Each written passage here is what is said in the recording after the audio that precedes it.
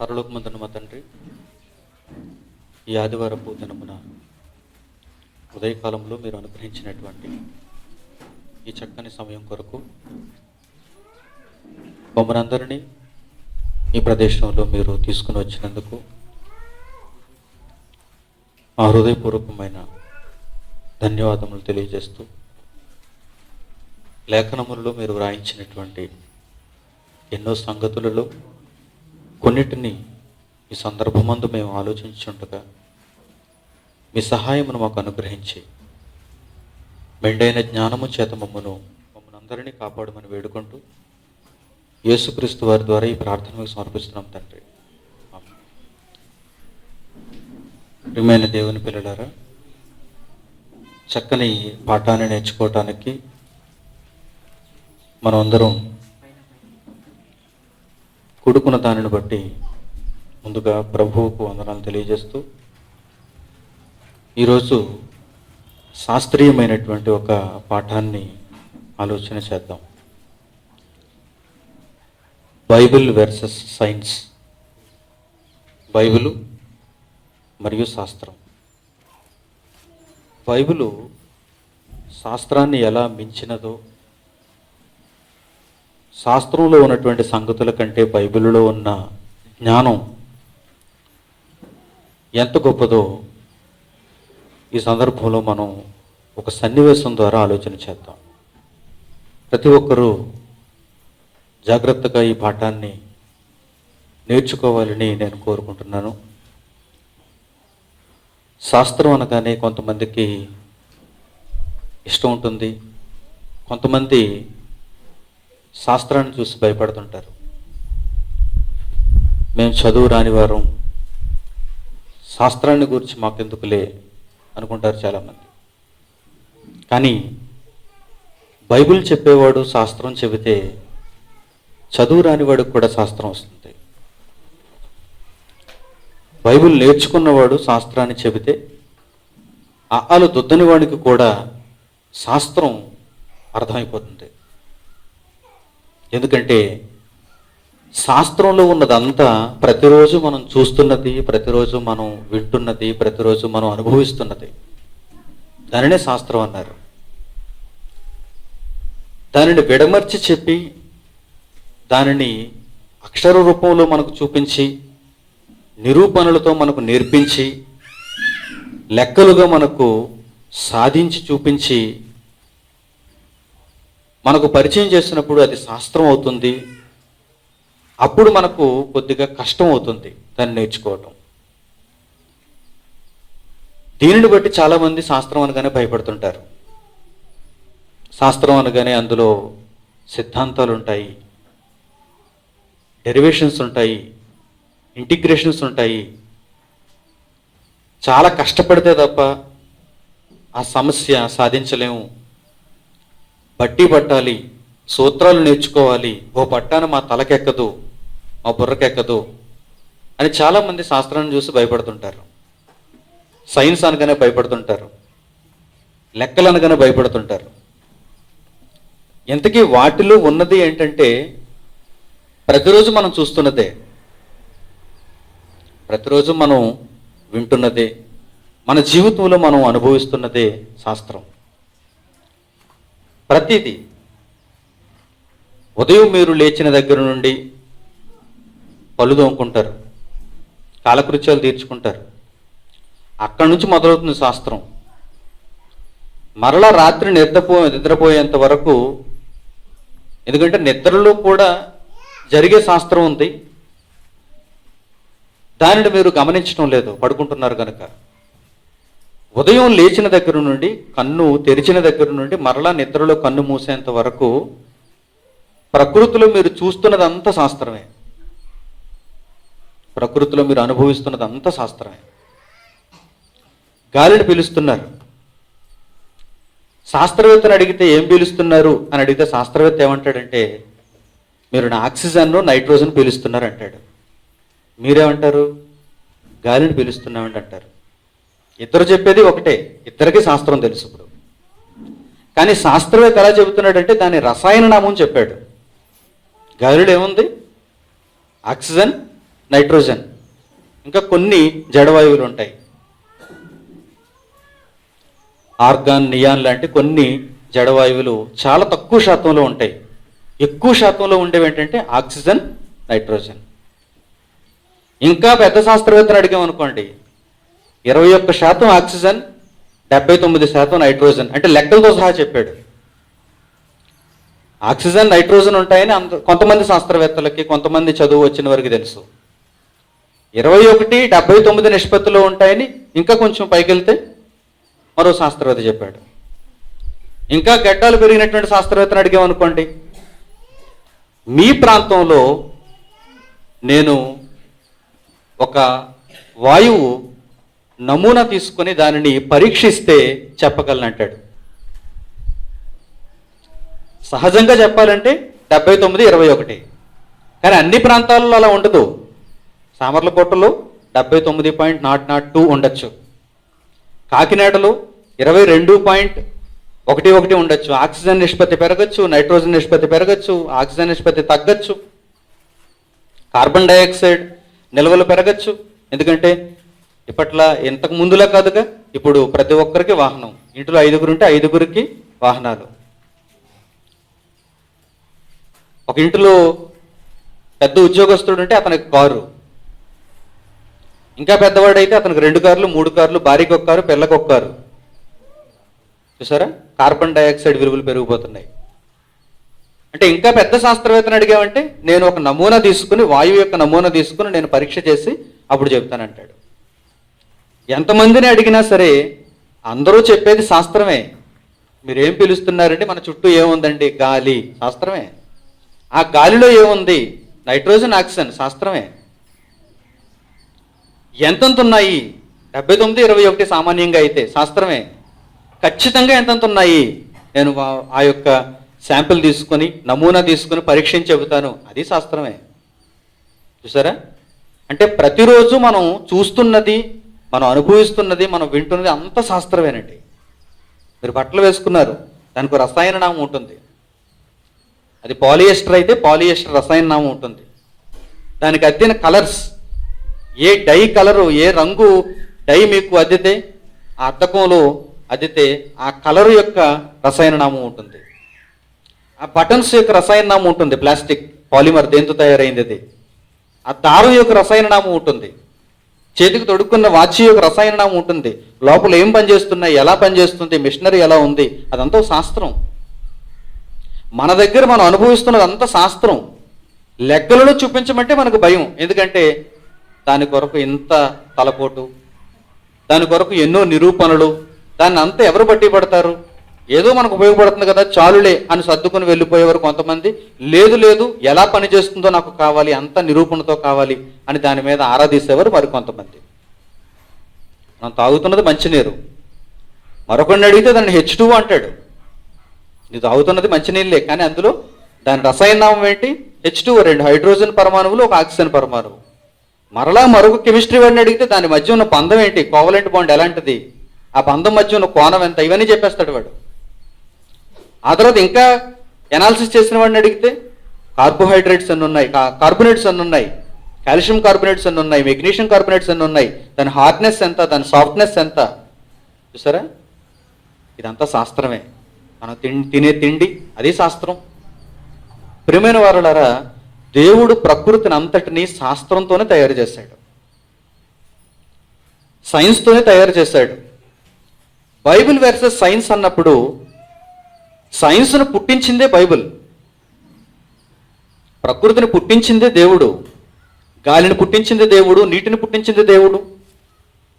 ప్రకృతిలో ఉన్న ప్రతి శక్తిని, పదార్థాన్ని, విశ్వంలో ఉన్నటువంటి ప్రతి దానిని సృష్టించింది దేవుడు. అంటే సైన్స్కి ప్రారంభం ఎవరన్నమాట, పరలోకంలో ఉన్న దేవుడు. దేవుడు మనకు అర్థం కావాలని వీటన్నిటినీ సామాన్యమైన భాషలో రాయించేశాడు. నీరు అన్నాడు, H2 అనలేదు. గాలి అన్నాడు, ఆక్సిజన్, నైట్రోజన్ అనలేదు. ఎందుకు? సంఘానికి ఎంతమంది వచ్చారో చూడండి. అందరికీ ఆక్సిజన్, నైట్రోజన్ అంటే అర్థమవుతుందా? హైడ్రోజన్, హీలియం, ఆర్గాన్ ఇవన్నీ అర్థమవుతాయా? శక్తి, బలాన్ని గురించి మాట్లాడితే అర్థమవుతాయా? యాక్సిలరేషన్ గురించి మాట్లాడితే అర్థమవుతుందా? వెలాసిటీని గురించి మాట్లాడితే అర్థమవుతుందా? డిస్టెన్స్ని గురించి మాట్లాడితే అర్థమవుతుందా? అందుకే ప్రతి మనిషికి సులభంగా అర్థమయ్యేటట్టుగా దేవుడు తన గ్రంథాన్ని వ్రాయించాడు. కానీ వీటన్నిటి జననానికి మాత్రం ప్రారంభికుడు ఎవరు అనగానే దేవుడు. ఒకసారి ఆ మాటను మనం పరిచయం చేసుకుందాం. హెబ్రీయులకు రాసిన పత్రిక 11వ అధ్యాయము 3వ వచనం జాగ్రత్తగా చూడండి. హెబ్రీయులకు రాసిన పత్రిక 11వ అధ్యాయము 3వ వచనం. ప్రపంచములు దేవుని వాక్యము వలన నిర్మాణమైనవనియు అందును బట్టి దృశ్యమైనది కనబడే పదార్థముల చేత నిర్మింపబడలేదనియు విశ్వాసము చేత గ్రహించుకొనుచున్నాము అన్నాడు. చూడండి, ఏ శాస్త్రం తెలియని వారు కూడా దీనిని గ్రహించుకోగలగాలనే దేవుడు ఈ విధంగా రాయించాడు. ఒకవేళ ఆయన శాస్త్ర భాషలో మాట్లాడితే ఆయన శాస్త్రం ఎవరికి అర్థం కాదు. ఈరోజు అలాంటి ఒక మంచి పాఠాన్ని మీకు వివరిస్తాను. బైబిల్లో దాగి ఉన్నటువంటి శాస్త్రాలలో ఒక మంచి శాస్త్రాన్ని గురించి మీకు తెలియజేస్తాను. దేవుడు నిజంగా బైబిల్ను శాస్త్రయుక్తంగా రాయించాడో లేక ఒక మతంగా రాయించాడో మీకు అర్థమైపోతుంది. ప్రపంచములు దేవుని వాక్యం వలన నిర్మాణమయ్యాయి.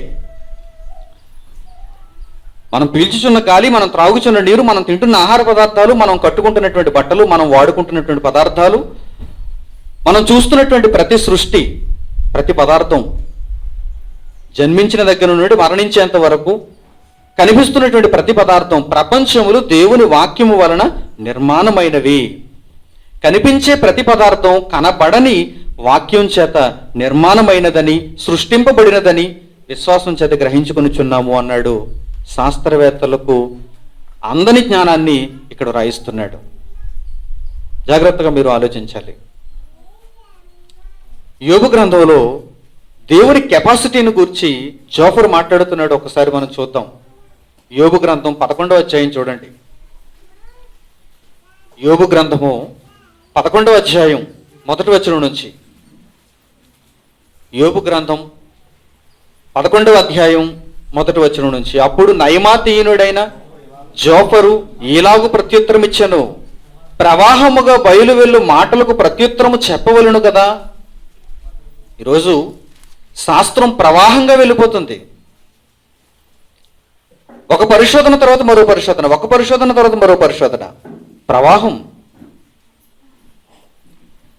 ఒక శాస్త్ర పరిశోధన తర్వాత మరో శాస్త్ర పరిశోధన, ఒక వింత తర్వాత మరో వింత, ఒక నోబెల్ బహుమతి తర్వాత మరో నోబెల్ బహుమతి. ఎక్కడ అడ్డుకట్టలేదు శాస్త్రానికి. ఈరోజు అడ్డు అదుపులు లేవు. ఈరోజు వారి ప్రయోగాలకు అంతు లేదు. ప్రతిరోజు ఏదో ఒక క్రొత్త పరిశోధన. మరి వీటికి మనం ఏం చెప్పాలి? ప్రత్యుత్తరాన్ని చెప్పాలంటున్నాడు. చూడండి, సమాధానం చెప్పాలంటున్నాడు. చూడండి, అడ్డు అదుపు లేకుండా మాట్లాడుతున్నటువంటి ఈ లోక ప్రజలకు, లోకంలో ఉన్నటువంటి జనులకు దేవుడు సమాధానం చెప్పాలనుకుంటున్నాడు. అందుకే ఏమన్నాడు ఇక్కడ 2వ వచనం, ప్రవాహముగా బయలు వెళ్ళు మాటలకు ప్రత్యుత్తరము చెప్పవలను కదా, వదరబోతు వ్యాజ్యము న్యాయమని ఎంచదగునా, నేనే గొప్పవాడును దేవుడు లేడు అని ఒక వదరబోతు అంటున్నాడు. వాడే శాస్త్రవేత్త. లెక్కలు చెప్పినంత మాత్రాన శాస్త్రవేత్త అయిపోతాడా? ఏముందో చెప్పినంత మాత్రాన శాస్త్రవేత్త అయిపోతాడా? అందుకే దేవుడు వాడికి పెట్టిన పేరేంటంటే వదరబోతు అన్నాడు. నేను సృష్టించాను, జనాలకు అర్థం అవ్వాలని వాడుక భాషలో రాయించాను. గాలి అన్నాను, నీరు అన్నాను, ప్రపంచం అన్నాను, ప్రకృతి అన్నాను, ఆకాశం అన్నాను, సూర్యుడు అన్నాను, చంద్ర నక్షత్రాలు అన్నాను, నీకు అర్థం అవ్వాలని. శాస్త్ర రూపంలో నేను మాట్లాడాలనుకుంటే అసలు పుస్తకం అర్థం అవ్వటమే చేత కాదు. నీకు పుస్తకం అర్థం కాదు. ముందు బైబిల్ తెరవగానే ఆది యందు దేవుడు భూమి ఆకాశమును సృజించిన అన్న మాటకు బదులు కాలానికి ఆయన ఒక పేరు పెట్టి, భూమికి ఆయన ఒక పేరు పెట్టి, ఆకాశానికి ఆయన ఒక పేరు పెట్టి, సృష్టించడానికి ఆయన ఒక పేరు పెట్టి, తయారీ ఆయన ఎలా జరిగిందో వ్రాయించాడు అనుకోండి. అయ్యో బాబు, ఇదేం పుస్తకం అనుకుంటారు మీరు. ఇది నాకు సంబంధించిన పుస్తకం కాదు, ఇది నాకెక్కడ అందుతుంది, ఈ 60 ఏళ్ళ 70 ఏళ్ళ మట్టి బ్రతుకులు ఇది నాకు అంతు చెక్కదు అనుకుంటారు మీరు. అందుకే చాలా సామాన్యంగా ఏమని రాయించాడు? సాదా భాషలో ఏమని రాయించాడు? ఆది యందు దేవుడు భూమి ఆకాశములను సృజించెను. ఏదైనా మనకు అలవాటైన పద్ధతిలో మనకు చెబితేనే మనకు నచ్చుతుంది. శాస్త్రం కదా అని అందరూ శాస్త్రం దగ్గరికి వెళ్ళలేరు. పల్లెటూరు వాడి దగ్గరికి వెళ్ళి మంత్రాలు చదివాం అనుకోండి, ఏమి రాని వాడి దగ్గరికి వెళ్ళి మంత్రం చదివాం అనుకోండి, ఏమంటాడు? ఆ మంత్రం విలువ తెలిసిన వాడి దగ్గరికి వెళ్ళి మంత్రం చదవాలి, అప్పుడు దాని అర్థం తెలుసుకుంటాడు. కనుక చెప్పింది రైటో లేకపోతే రాంగో, లేకపోతే అది మంచి పదమో లేకపోతే భూతో అర్థం చేసుకుంటాడు. ఏమీ తెలియని వాడి దగ్గరికి వెళ్ళి శాస్త్ర రూపంలో మాట్లాడామనుకోండి, వీడు నన్ను తిట్టేస్తున్నాడు అంటాడు. వాడి దగ్గరికి వెళ్ళి ఇంగ్లీష్లో మాట్లాడామనుకోండి, ఖచ్చితంగా ఇది భూతే అంటాడు. కొంచెం ముఖం కోపంగా పెట్టి ఇంగ్లీష్లో రెండు మాటలు అన్నాం అనుకోండి, how are you my friend అన్నాం అనుకోండి, వాడికి అర్థం కాదు. How are you my friend అన్నాడు, అది ముఖం కోపంగా ఉంది, ఏదో అనేసాడు నన్ను, ఎందుకంటే వీడికి తెలియదు కనుక. నా ప్రియ స్నేహితుడా బాగున్నావా అన్నారనుకోండి, వారి దగ్గరికి వెళ్ళి ఆ తెలుగు కూడా వాడికి వచ్చిన భాషలో మాట్లాడాలి, వికృతి భాషలో మాట్లాడాలి. మరలా మీరు గ్రాంధికంలో మాట్లాడారనుకోండి, వాడి దగ్గరికి వెళ్ళి, వీడేదో అక్కడికి చెందినవాడు, మనకు సంబంధించినవాడు కాదనుకుంటాడు, మీ దగ్గర ఉండడు, పారిపోతాడు. అందుకే దేవుడు మనుషులకు పరిచయం అవ్వటానికి ఏమవుతున్నాడంటే మన దగ్గరకు వస్తున్నాడు, మన సులభమైన భాషలోనికి వచ్చేస్తున్నాడు. ఆయన ఒకవేళ గ్రాంధికంలో మాట్లాడటం మొదలు పెడితే ఎవరు ఆయన ముందు నిలబడలేరు. అందుకే పరిశుద్ధాత్మ ప్రేరణతో జోఫరు చేత ఈ మాట ఎలా రాయిస్తున్నాడో చూడండి. వదరుబోతు వ్యాజ్యము న్యాయమని ఎంచదగునా, నీ ప్రగల్భములను విని మనుషుల మౌనముగా ఉండవలెనా. నీ మాటలన్నీ వింటున్నప్పుడు కెమిస్ట్రీలో నోబెల్ బహుమతి, ఫిజిక్స్లో నోబెల్ బహుమతి, వీరందరూ ప్రపంచంలో గొప్ప గొప్ప పరిశోధనలు చేస్తున్న వారు, నీ ప్రగల్భములను విని మనుషులు మౌనముగా ఉండవలెనా. ఎవడును నిన్ను అపహసింపకుండానే నీవు హాస్యము చేయుదువా. చూసారా, అంటే వీడు చేస్తున్నదంతా దేవుని దృష్టికి ఎలా ఉందంటే ఒక హాస్యంలా ఉంది. ఎవడు అపహసింపకుండానే నీవు హాస్యము చేసేదవా. నా ఉపదేశము నిర్దోషమనియు దేవాని దృష్టికి నేను పవిత్రుడననియు నీవనుచున్నావే. దేవుడు నీతో మాట్లాడిన మేలు, ఆయనే నీతో వాదించిన మేలు. దేవుడిని మాట్లాడి నీకు కాసేపు అంటున్నాడు, నేనే దేవుడను, నేను చెప్పిందే వేదం, నేను చెప్పిందే శాస్త్రం అని ప్రపంచంలో ఎవడు అనుకున్నా సరే దేవుడు వెంటనే ఎంటర్ అవుతున్నాడు. ఆ దేవుడు ఏమంటున్నాడు అప్పుడు? నన్ను మాట్లాడి నువ్వు కాసేపు అంటున్నాడు. నీ ప్రవాహానికి అడ్డుకట్ట నన్ను వెయ్యి నీవు అంటున్నాడు. క్రింది మాట చూడండి. ఇప్పుడు దేవుడు నీతో మాట్లాడితే మేలు, ఆయనే నీతో వాదిస్తే మేలు, ఆయనే జ్ఞాన రహస్యములు నీకు తెలియజేస్తున్న మేలు, అప్పుడు జ్ఞానము నీ యోచనకు మించినదని నీవు తెలుసుకుందువు అంటున్నాడు. మనుషులందరూ ఇప్పటి వరకు ఆలోచన వరకే వెళ్ళిపోయారు, యోచన అంతా. కానీ జ్ఞానం అనేది ఒకటి ఉంది. మరలా మీరేమనుకుంటారు? ప్రపంచం అంతా ఏమనుకుంది? ఇప్పటి వరకు పుస్తకాల్లో రాసిందే జ్ఞానం అనుకుంది. సైన్స్ పుస్తకంలో రాసింది జ్ఞానం, సోషల్ పుస్తకంలో రాసింది చరిత్ర, లెక్కల పుస్తకంలో రాసిన దానికి నిరూపణ ఉంది. ఇదంతా యోచన. యోచన. నీ యోచనకు మించిన జ్ఞానం ఎవరి దగ్గర ఉంది? పరలోకంలో ఉన్న దేవుని దగ్గర ఉంది.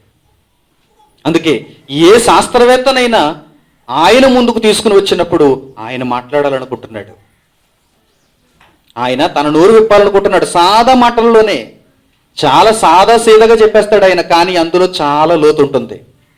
ఈరోజు అలాంటి సందర్భాన్ని మనం నేర్చుకోబోతున్నాం. శాస్త్రం తలదన్నే సాదా సంగతి. దేవుని దగ్గర చాలా సాదాగా ఉంటాయి సంగతులు. ఎందుకంటే అందరికీ అర్థం అవ్వాలని ఆయన రాయించాడు, అందరూ తెలుసుకోవాలని ఆయన ఆ పదజాలం ఉపయోగించాడు. కానీ అందులో విశేషమైన జ్ఞానం ఉంది. దానికి జ్ఞానం అని పేరు పెట్టాలి. వీడు చెబుతున్నదంతా ఏమిటి? యోచన అన్నాడు. చూడండి 6వ వచనం. ఆయనే జ్ఞాన రహస్యములు నీకు తెలియజేస్తున్న మేలు, అప్పుడు జ్ఞానము నీ యోచనకు మించినదని నీవు తెలుసుకొందువు. నీ దోషములు అధిక భాగము దేవుడు మర్చిపోయి ఉన్నాడని తెలుసుకొనుము. చాలా దోషాలు ఉన్నాయి మనుషులలో, దేవుడు వీటన్నిటిని మర్చిపోతున్నాడు. ఒకవేళ వాటన్నిటినీ వరుసలో లెక్కించి ఒకవేళ శిక్షించాలి భూమి మీద అనుకుంటే అవి లెక్కకు మించినవి. కానీ దేవుడు పోనీలే అని వదిలేస్తున్నాడు. చూడండి ఏమంటున్నాడు అక్కడ? నీ దోషములలో అధిక భాగము దేవుడు మర్చిపోయి ఉన్నాడని తెలుసుకొనుము. దేవుని గూఢాంశములను నీవు తెలుసుకొనగలవా? సర్వశక్తుడకు దేవుని కూర్చి నీకు పరిపూర్ణ జ్ఞానము కలుగునా అని అడుగుతున్నాడు. చూడండి, చూసారా? ఇది దేవుని జ్ఞానంకున్న కెపాసిటీ, సామర్థ్యం. అందుకే దేవుడు తన భక్తుని చేత పరిశుద్ధాత్మ ప్రేరణతో ఈ విధంగా రాయిస్తున్నాడు. శాస్త్రం నాకు అన్నీ తెలుసు అనుకుంటుంది, శాస్త్రం నేనే గొప్ప అనుకుంటుంది. చిన్ని చిన్ని మాటలతో దేవునిని పక్కన పెడుతూ, వదరబోతుగా మాట్లాడుతూ, దేవునిని పట్టించుకొని శాస్త్రానికి దేవుడు బుద్ధి చెప్పాలనుకుంటున్నాడు. తన దగ్గర ఉన్న జ్ఞానం ఎలాంటిదో ఆయన నేర్పించాలనుకుంటున్నాడు. అలాంటి ఒక మంచి సందర్భాన్ని ఈరోజు మనం మంచి పాఠముగా ఆలోచన చేద్దాం.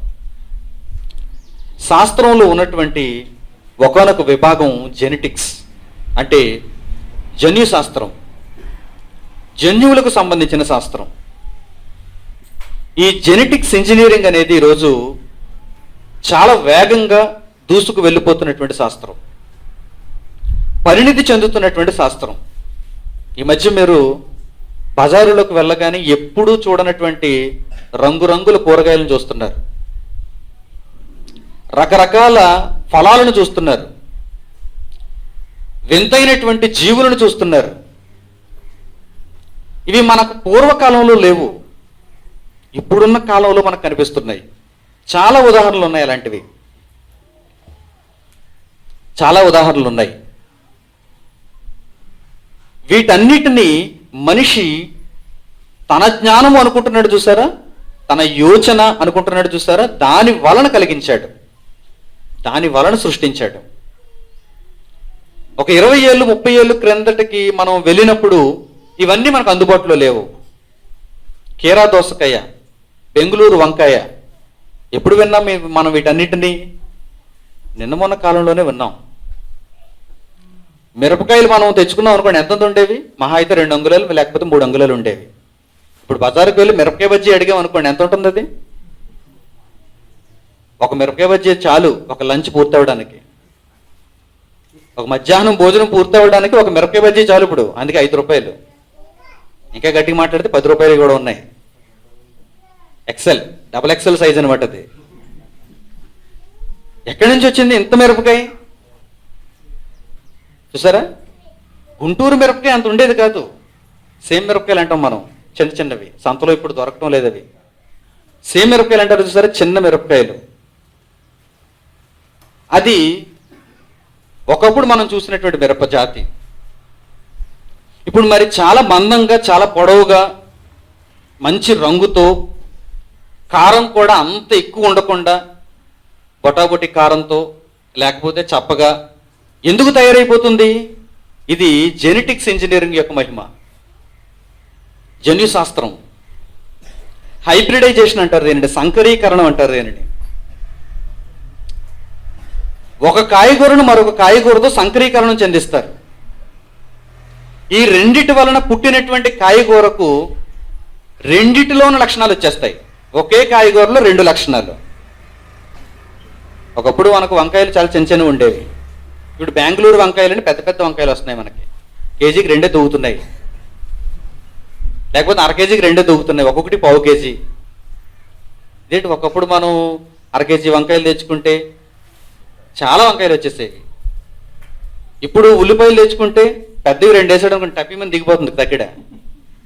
ఇంతకుముందు అయితే చిన్న చిన్నవి మనకు కావాల్సిన కోసుకునే వాళ్ళు, తర్వాత దాచుకునే వాళ్ళు. ఇప్పుడు అరబద్ద కోసుకోవాలి, లేదా పావు బద్ద కోసుకోవాలి.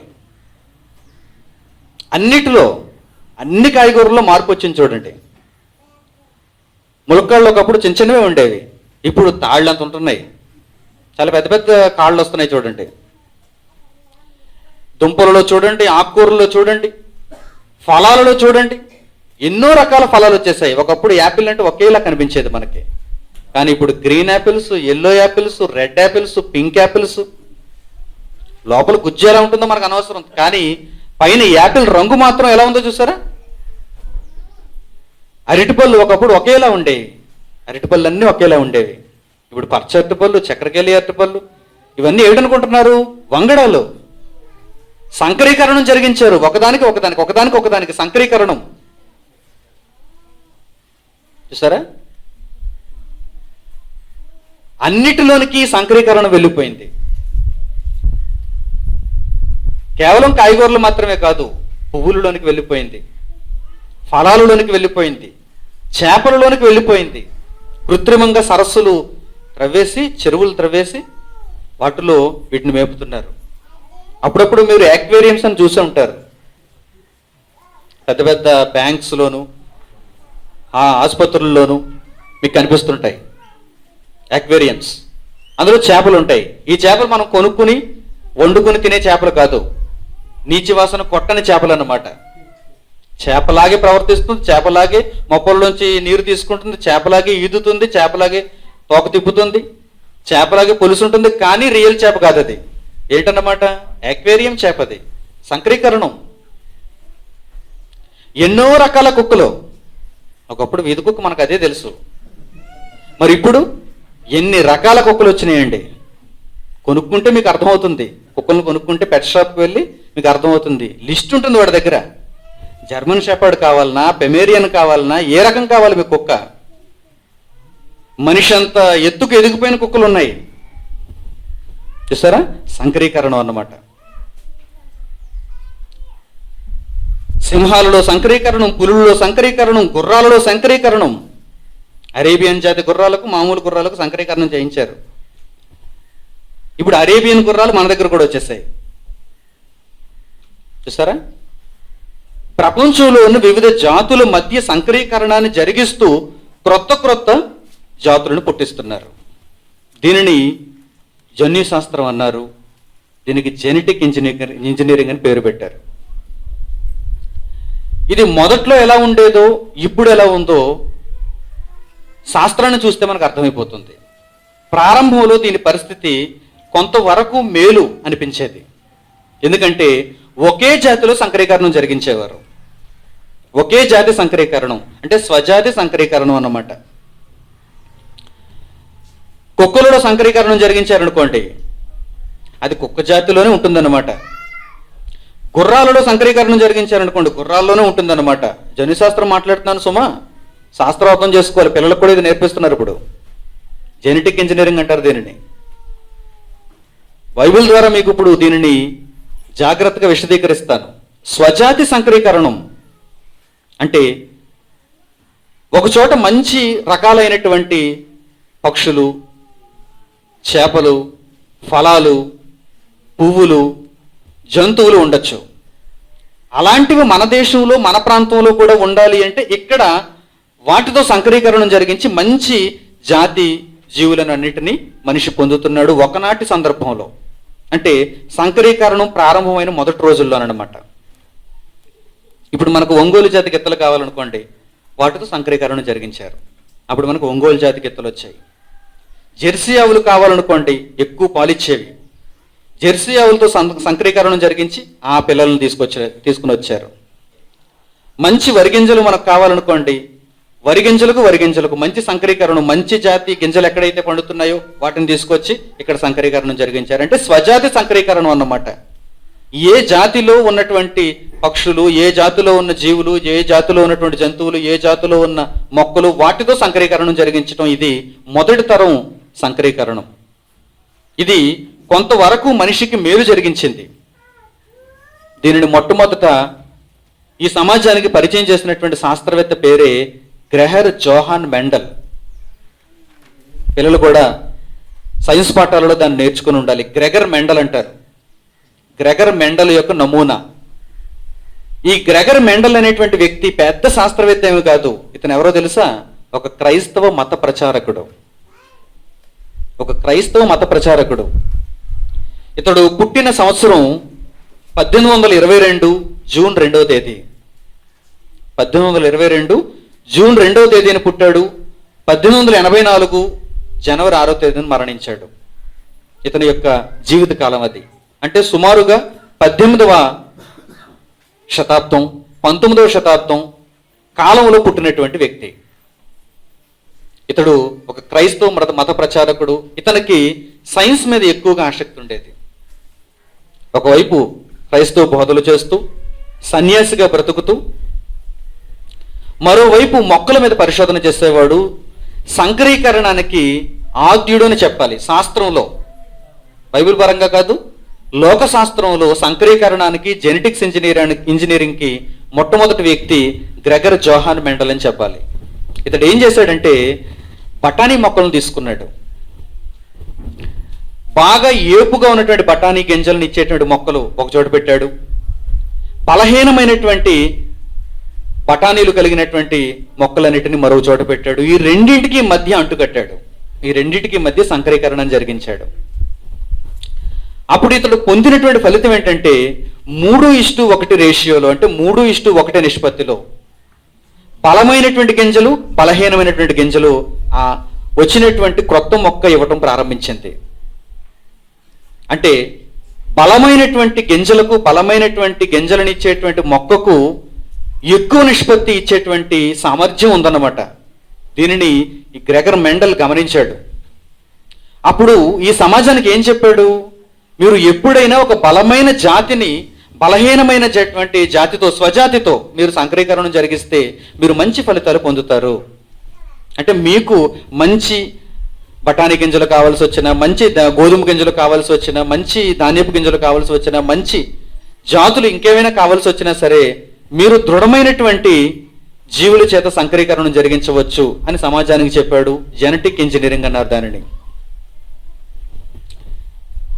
దాని ద్వారా పరిశోధనలు చేస్తూ ఎంతో మంది తరువాత ఇంకా ప్రయోగాలు చేశారు. స్వజాతిలోనే కాకుండా విజాతిలోను కూడా వెళ్ళిపోయారు. అంటే ఒకే జాతిలో సంకరీకరణం కాకుండా మిగిలిన జాతులతో కూడా సంకరీకరణం జరిగించడం ప్రారంభించారు. అందులో ఇప్పుడు 2వ తరం జెనెటిక్ ఇంజనీరింగ్ ప్రారంభమైంది. ఇది సమాజానికి మంచిది కాదు. ఒకే జాతిలో ఉన్నవి చేసుకోవచ్చు, ఎందుకంటే మీకు బలమైన ఆహారం కావాలి కనుక, బలహీనమైనటువంటి గింజల వలన మీకు మంచి ప్రోటీన్స్ దొరకవు కనుక, పెరుగుతున్నటువంటి జనాభాకు అనుకూలంగా గింజలను తయారు చేయటం, జీవులను తయారు చేయటం ప్రారంభించారు కనుక అది ఒకంత మంచిదే. కానీ విజాతి సంకరీకరణం చేశాడు చూసారా, అది ప్రకృతికి మంచిది కాదు. టైగర్కి లైన్కి మధ్య సంకరీకరణం జరిగించాడు. అంటే పులికి సింహానికి మధ్య వచ్చినటువంటి పిల్లకి పేరేం పెట్టాడు తెలుసా? లైగర్ అని పేరు పెట్టాడు. అంటే టైగర్లో గర తీసేసాడు, లైన్లో లై తీసేసాడు. ఈ రెండిట్ని కలిపి ఏమన్నాడు? లైగర్. ఇదేంటి కొత్త జీవి అనుకున్నాం మనం. సింహంలో జూలు ఉంటుంది, లోపల ఉన్నటువంటి అవయవాలన్నీ పులి అన్నమాట. ఇలా చాలా వచ్చేసినాయి. Donkey, zebra. జేబ్రా అనేటువంటి ఒక జంతువు ఉంది, మీకు అందరికీ తెలుసు. అదో జాతి. డాంకీ అంటే గాడిద జాతి. ఈ రెండిటికి మధ్య సంకరీకరణ జరిగించాడు, దాన్ని జాంకీ అన్నాడు. చూసారా? జాంకాయ కాదు, జాంకీ. ఇలా విజాతిలో కూడా సంకరీకరణం జరిగించడం ప్రారంభించాడు. కానీ దాని వలన మనిషికి ఉపయోగం లేదు. శాస్త్రంలో మేమేదో కొత్త పంతులు తొక్కుతున్నాం అనుకుంటున్నాడు అంతే. గ్రెగర్ మెండల్ అనేటువంటి వాడు ఆనాడు బఠానీ మొక్కల మీద స్వజాతిలో సంకరీకరణాన్ని జరిగించి సమాజానికి కొన్ని సంకేతాలు ఇచ్చాడు.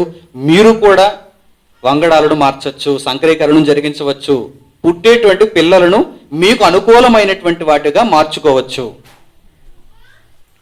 ఉత్పన్నమయ్యేటువంటి పదార్థాలను మీకు అనుకూలమైనటువంటివిగా మార్చుకోవచ్చు. అది ఎందుకొరకు మార్చుకోవాలి? సమాజ శ్రేయస్సు కొరకు మీరు మార్చుకోవాలి. అంతే తప్ప లైగర్ను పుట్టించడానికో జాంకీని పుట్టించడానికో కాదు అని నేడున్న సమాజం తెలుసుకోలేకపోయింది.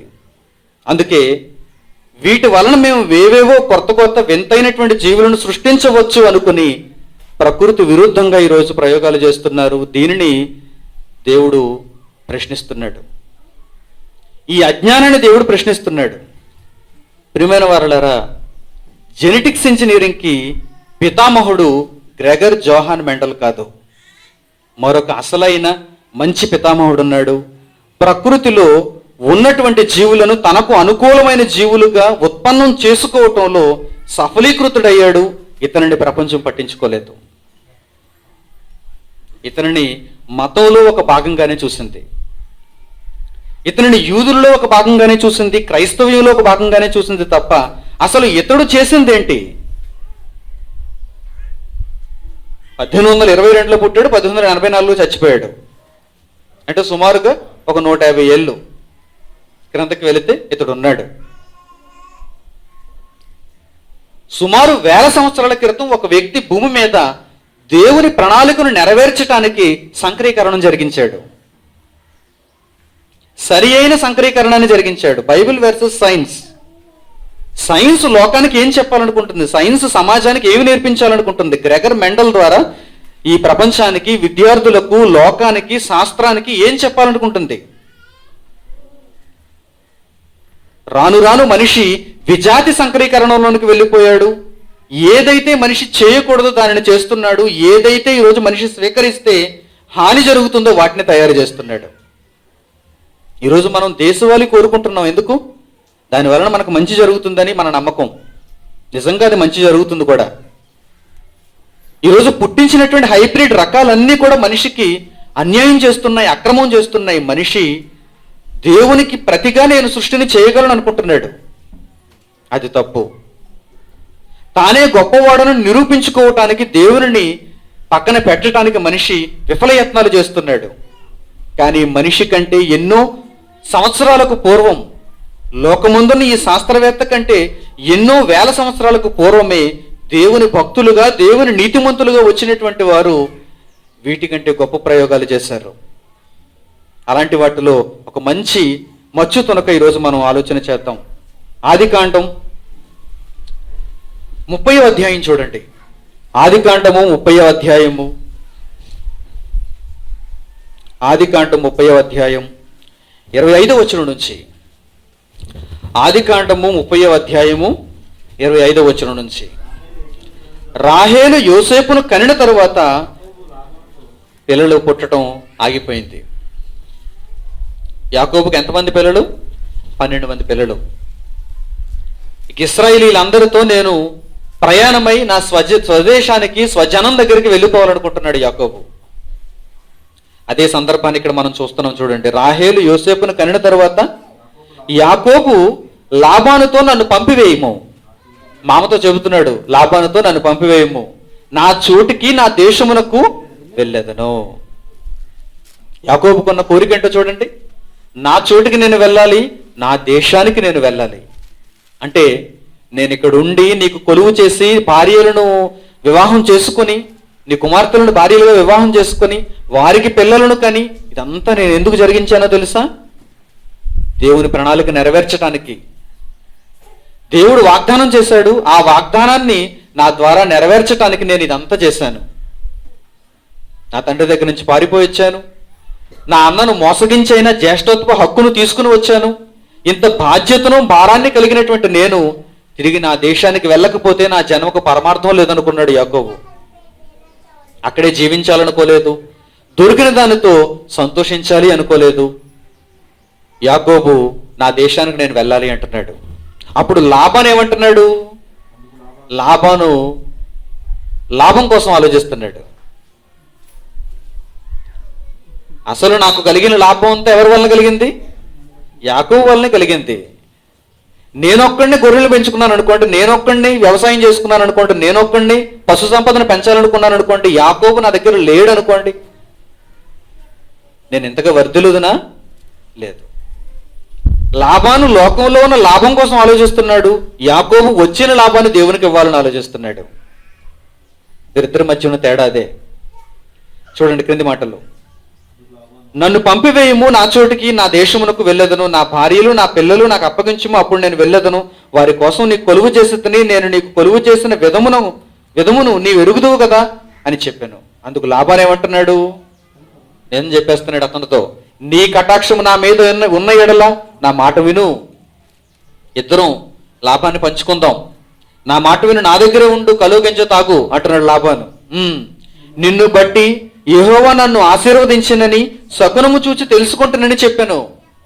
దేవుని దగ్గరకు కూడా వెళ్ళలేదు లాబాను, శకునం దగ్గరికి వెళ్ళాడు.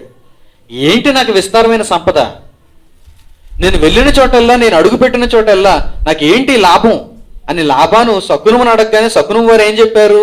నీ దగ్గర యాకోబు ఉన్నాడుగా, ఆ యాకోబు వల్లనే కలిగింది లాభం అంతా అని శకునం వారు చెప్పారు. శకునం వారు ఎందుకు చెప్పారు అలా? వారికి దొరికిన ఒకే ఒక ఆప్షన్ అది. మరి ఏం చెప్పాలి?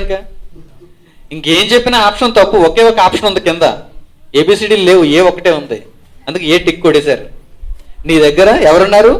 యాకోబు ఉన్నాడు, అందువలన నీవు అడుగు పెట్టిన చోటల్లా నీకు మంచి జరుగుతుంది. తర్వాత మరియు అతడు నీ జీతం ఎంత అని నాతో స్పష్టంగా చెప్పు, అది ఇచ్చేదను. నీ జీతం ఎంత అని చెప్పు. నెలకు 1,00,000 కావాలా, నెలకి 10 లక్షలు కావాలా? నీవు నా దగ్గర ఉంటే నాకు లాభమే లాభం. లాభం బాటలో పడిపోయాడు కనుక నువ్వు నా దగ్గరే ఉండాలి, నీ జీతం ఎంత అడుగు నీకు ఇచ్చేస్తానన్నాడు. అందుకు యాకోబు అతన్ని చూచి, నేను నీకు ఎట్లు కొలువు చేసేస్తునో నీ మందలు నా యొద్ద ఎట్లు ఉండెను అది నీకు తెలియను. నేను రాకమునుపు నీకుండినది కొంచెమే, అయితే అది బహుగా అభివృద్ధి పొందును. నేను పాదం పెట్టిన చోటల్లా యెహోవా నిన్ను ఆశీర్వదించను. నేను నా ఇంటి వారి కొరకు ఎప్పుడు సంపాద్యము చేసుకుందునను. నేను నా ఇంటి వారి కొరకు ఎప్పుడు ఆలోచిస్తానంటున్నాడు. అంటే తన స్వలాభం కోసం అలా మాట్లాడటం లేదు, కానీ దేవుని ఇంటి కోసం ఆలోచిస్తున్నాడు. దేవుని ఇంటిని కాపాడటానికి అలా ఆలోచిస్తున్నాడు. లాభాన దగ్గర ఉంటే తన ఇంటి వారు, తన కుటుంబపు వారు క్షేమంగా ఉంటారు. కానీ దేవుని ప్రజలుగా ఎప్పుడు వీరు అభివృద్ధి నొందుతారు అంటే యాకోబు అక్కడి నుంచి బయటకు రావాలి, తన స్వజనం దగ్గరికి వెళ్ళాలి, తన దేశానికి వెళ్ళాలి. అప్పుడు యాకోబు దేవుని కుమారునిగా, దేవుని జనంగా పిలువబడతాడు. లేదంటే లాబాను దగ్గర అల్లుడుగానే సెట్ అయిపోవాలి. యాకోబు ఎవరు అనగానే ఇశ్రాయేలు అనడానికి వీలుండదు. యాకోబు ఎవరు అనగానే 12 గోత్రాలకు జనకుడు అనడానికి వీలుండదు. యాకోబు ఎవరు అనగానే లాబాను అల్లుడు, ఇల్లరికం. నేను నా కొరకు ఎప్పుడు సంపాద్యం చేసుకోలేదు కనుక జీతం నాకు అక్కర్లేదు, కానీ నన్ను పంపించాయని అడుగుతున్నాడు. అప్పుడు అతడు, నేను నీకేమి ఇయ్యవలెనని అడిగినందుకు యాకోబు, నీవు నాకేమీ ఇయ్యవద్దు, నీవు నా కొరకు ఈ విధముగా చేసిన ఎడల నేను తిరిగి నీ మందను మేపి కాచెదను. నీకేమిమ్మంటావు అని అడిగితే ఏమంటున్నాడు? నాకేం వద్దంటున్నాడు. ఏమిమ్మంటావు అనగానే ఏదో ఒకటి నాకు కావాలని అడిగి తీసుకుని వెళ్ళిపోయాడు అనుకోండి, లాబాను తరతరాలకు ఏమని చెప్పుకుంటాడంటే యాకోబు నేను ఇచ్చిన దాని వల్లనే బ్రతుకుతున్నాడని చెప్పుకుంటాడు. నేను ఇచ్చాను యాకోబుకి, అందువల్లనే యాకోబు విస్తారంగా అభివృద్ధి నొందాడు. ఇశ్రాయేలు పుట్టడానికి లాబాను కారణం అని ఎవడు మాట్లాడకూడదు, ఎవడు చెప్పకూడదు. అందువలన నువ్వు నాకు ఇచ్చేదేంటి?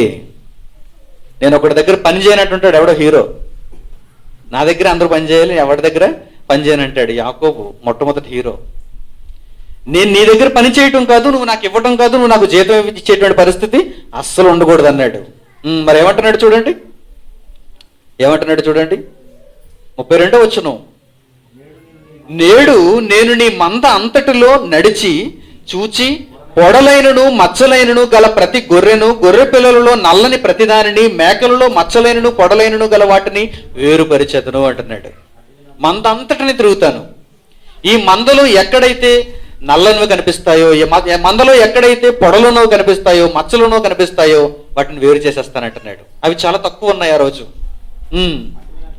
అట్టివి నాకు జీతం మగును. నేను ఎంతవరకు కాచి వీటిని అన్నిటిని మేపాను గనక, వీటన్నిటిని పోషించాను గనక అలాంటివి నాకు జీతంగా ఇచ్చేయి, అది నా సంపాదన. మిగిలినవన్నీ నీవే తీసుకో. ఈ విషయం, ఈ మాట లాబానికి బాగా నచ్చింది. ఎందుకంటే మందలో ఇలాంటివి చాలా తక్కువ ఉన్నాయి. పొడలు ఉన్నవి, మచ్చలు ఉన్నవి, నల్లనివి చాలా తక్కువ ఉన్నాయి. వెంటనే లాభం ఒప్పేసుకున్నాడు. తెల్లనివన్నీ నావి, మచ్చలు లేనివి నావి, పొడలు లేనివి నావి, ఎటువంటి ఆటంకం లేనిది నాదు కనుక ఇవన్నీ నువ్వు తీసుకో, అవి నాకు ఇచ్చే అంటున్నాడు. ఇక మీదట నాకు రావలసిన జీతమును గురించి నీవు చూడవచ్చినప్పుడు నా న్యాయ ప్రవర్తనయే నాకు సాక్ష్యమగును. మేకలలో పొడలైనను మచ్చలైనను లేనివన్నయు, గొర్రె పిల్లలు నలుపు లేనివన్నయు నా యొద్దనున్న ఎడల నేను దొంగిలితనని చెప్పవచ్చునను. అందుకు లాబాను మంచిది, వెంటనే ఒప్పేసుకున్నాడు. చూడండి, నీ మాట చొప్పుననే కార్యమనను.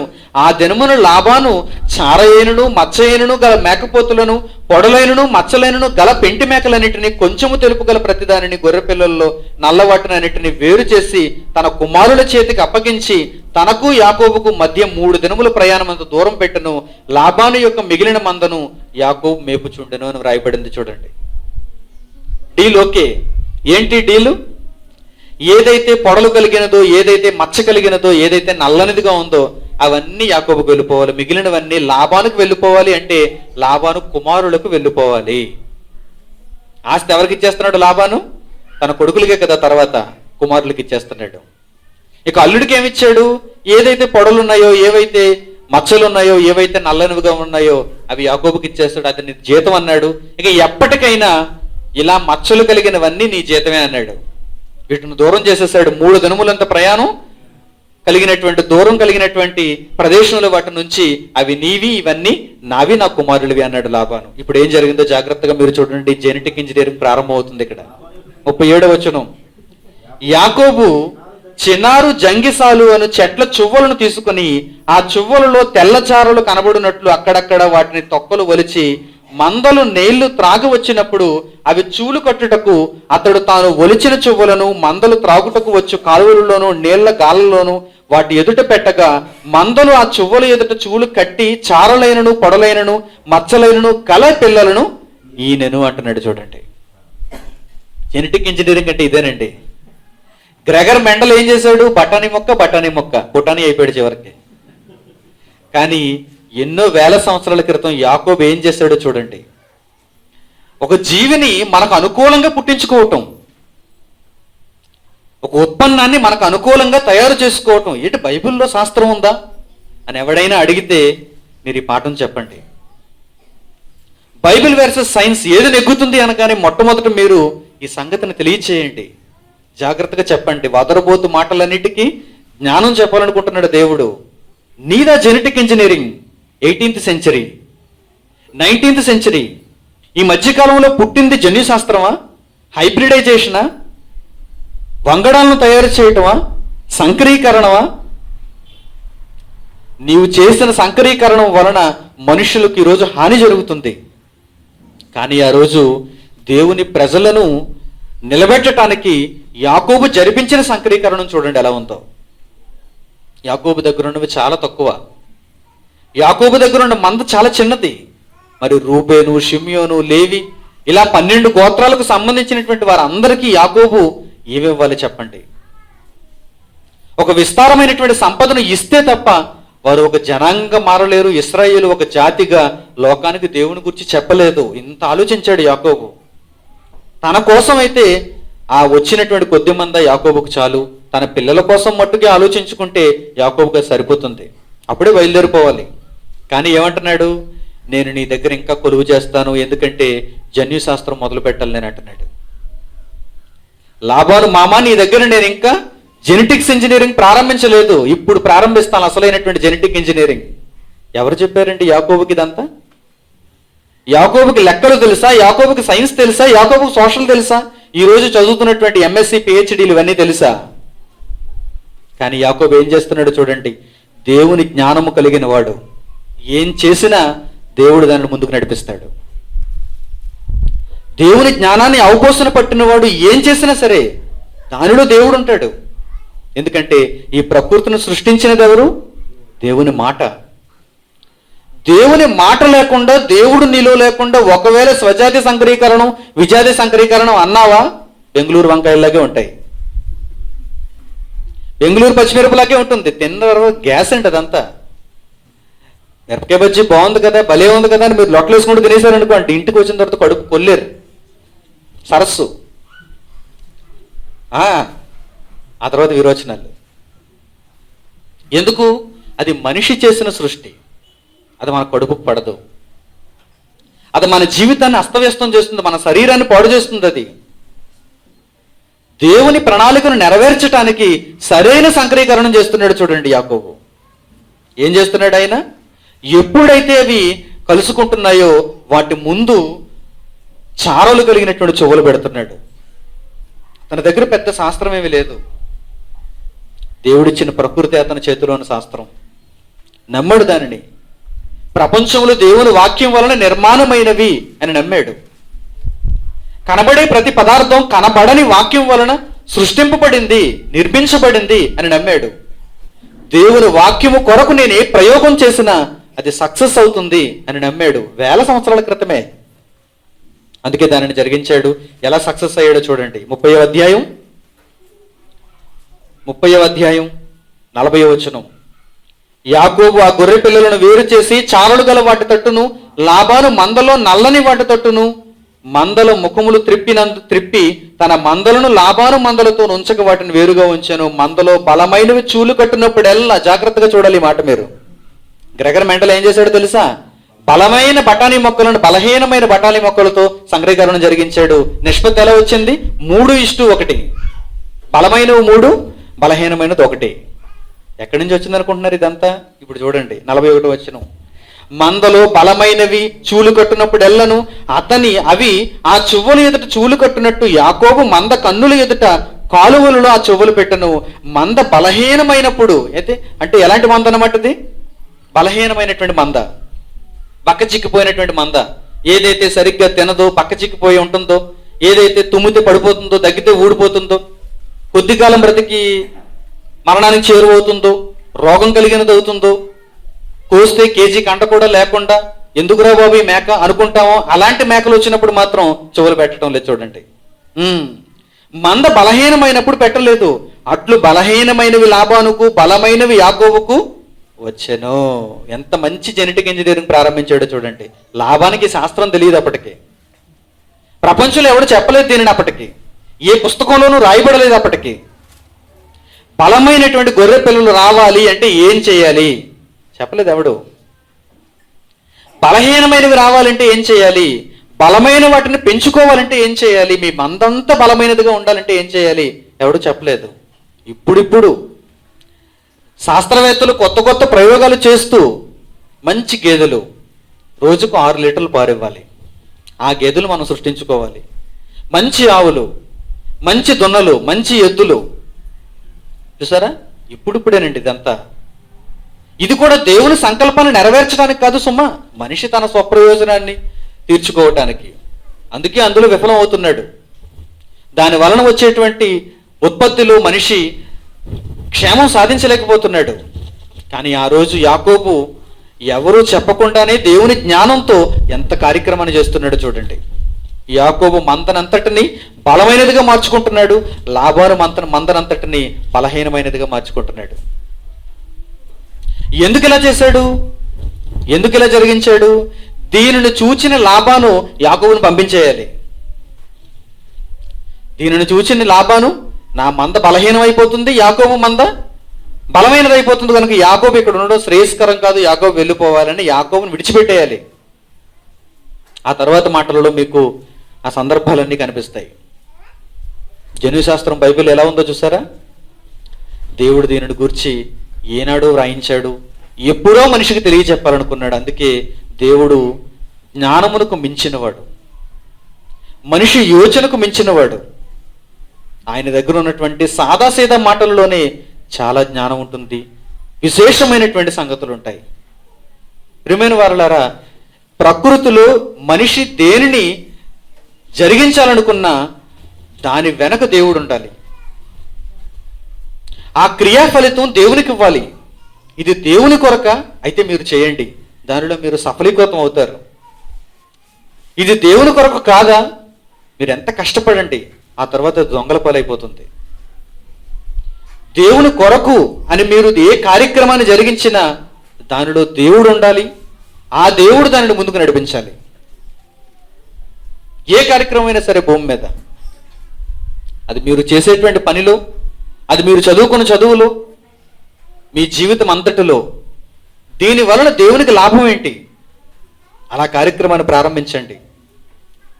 వివాహం చేసుకుంటున్నారా, దీని వలన దేవునికి లాభం ఏంటి అని ఆలోచించి వివాహం చేసుకోండి. దీని వలన నా శరీరానికి సుఖం ఏంటి అని మీరు చేసుకున్నారనుకోండి, పెటాకులు అయిపోతుంది అది. తర్వాత సుఖం ఉండదు, పిల్లలు పుడతారు, తర్వాత సుఖం ఉండదు, ఆ తర్వాత ఇద్దరికి గొడవలే, ఆ తర్వాత ఇద్దరికి మధ్యలో పచ్చగట్టేస్తే బగ్గు. దీని వలన దేవునికి లాభం ఏంటి, దీని వలన దేవునికి ఉపయోగం ఏంటి, అప్పుడు చేసుకోండి వివాహం, అది ఘనమైనది అవుతుంది.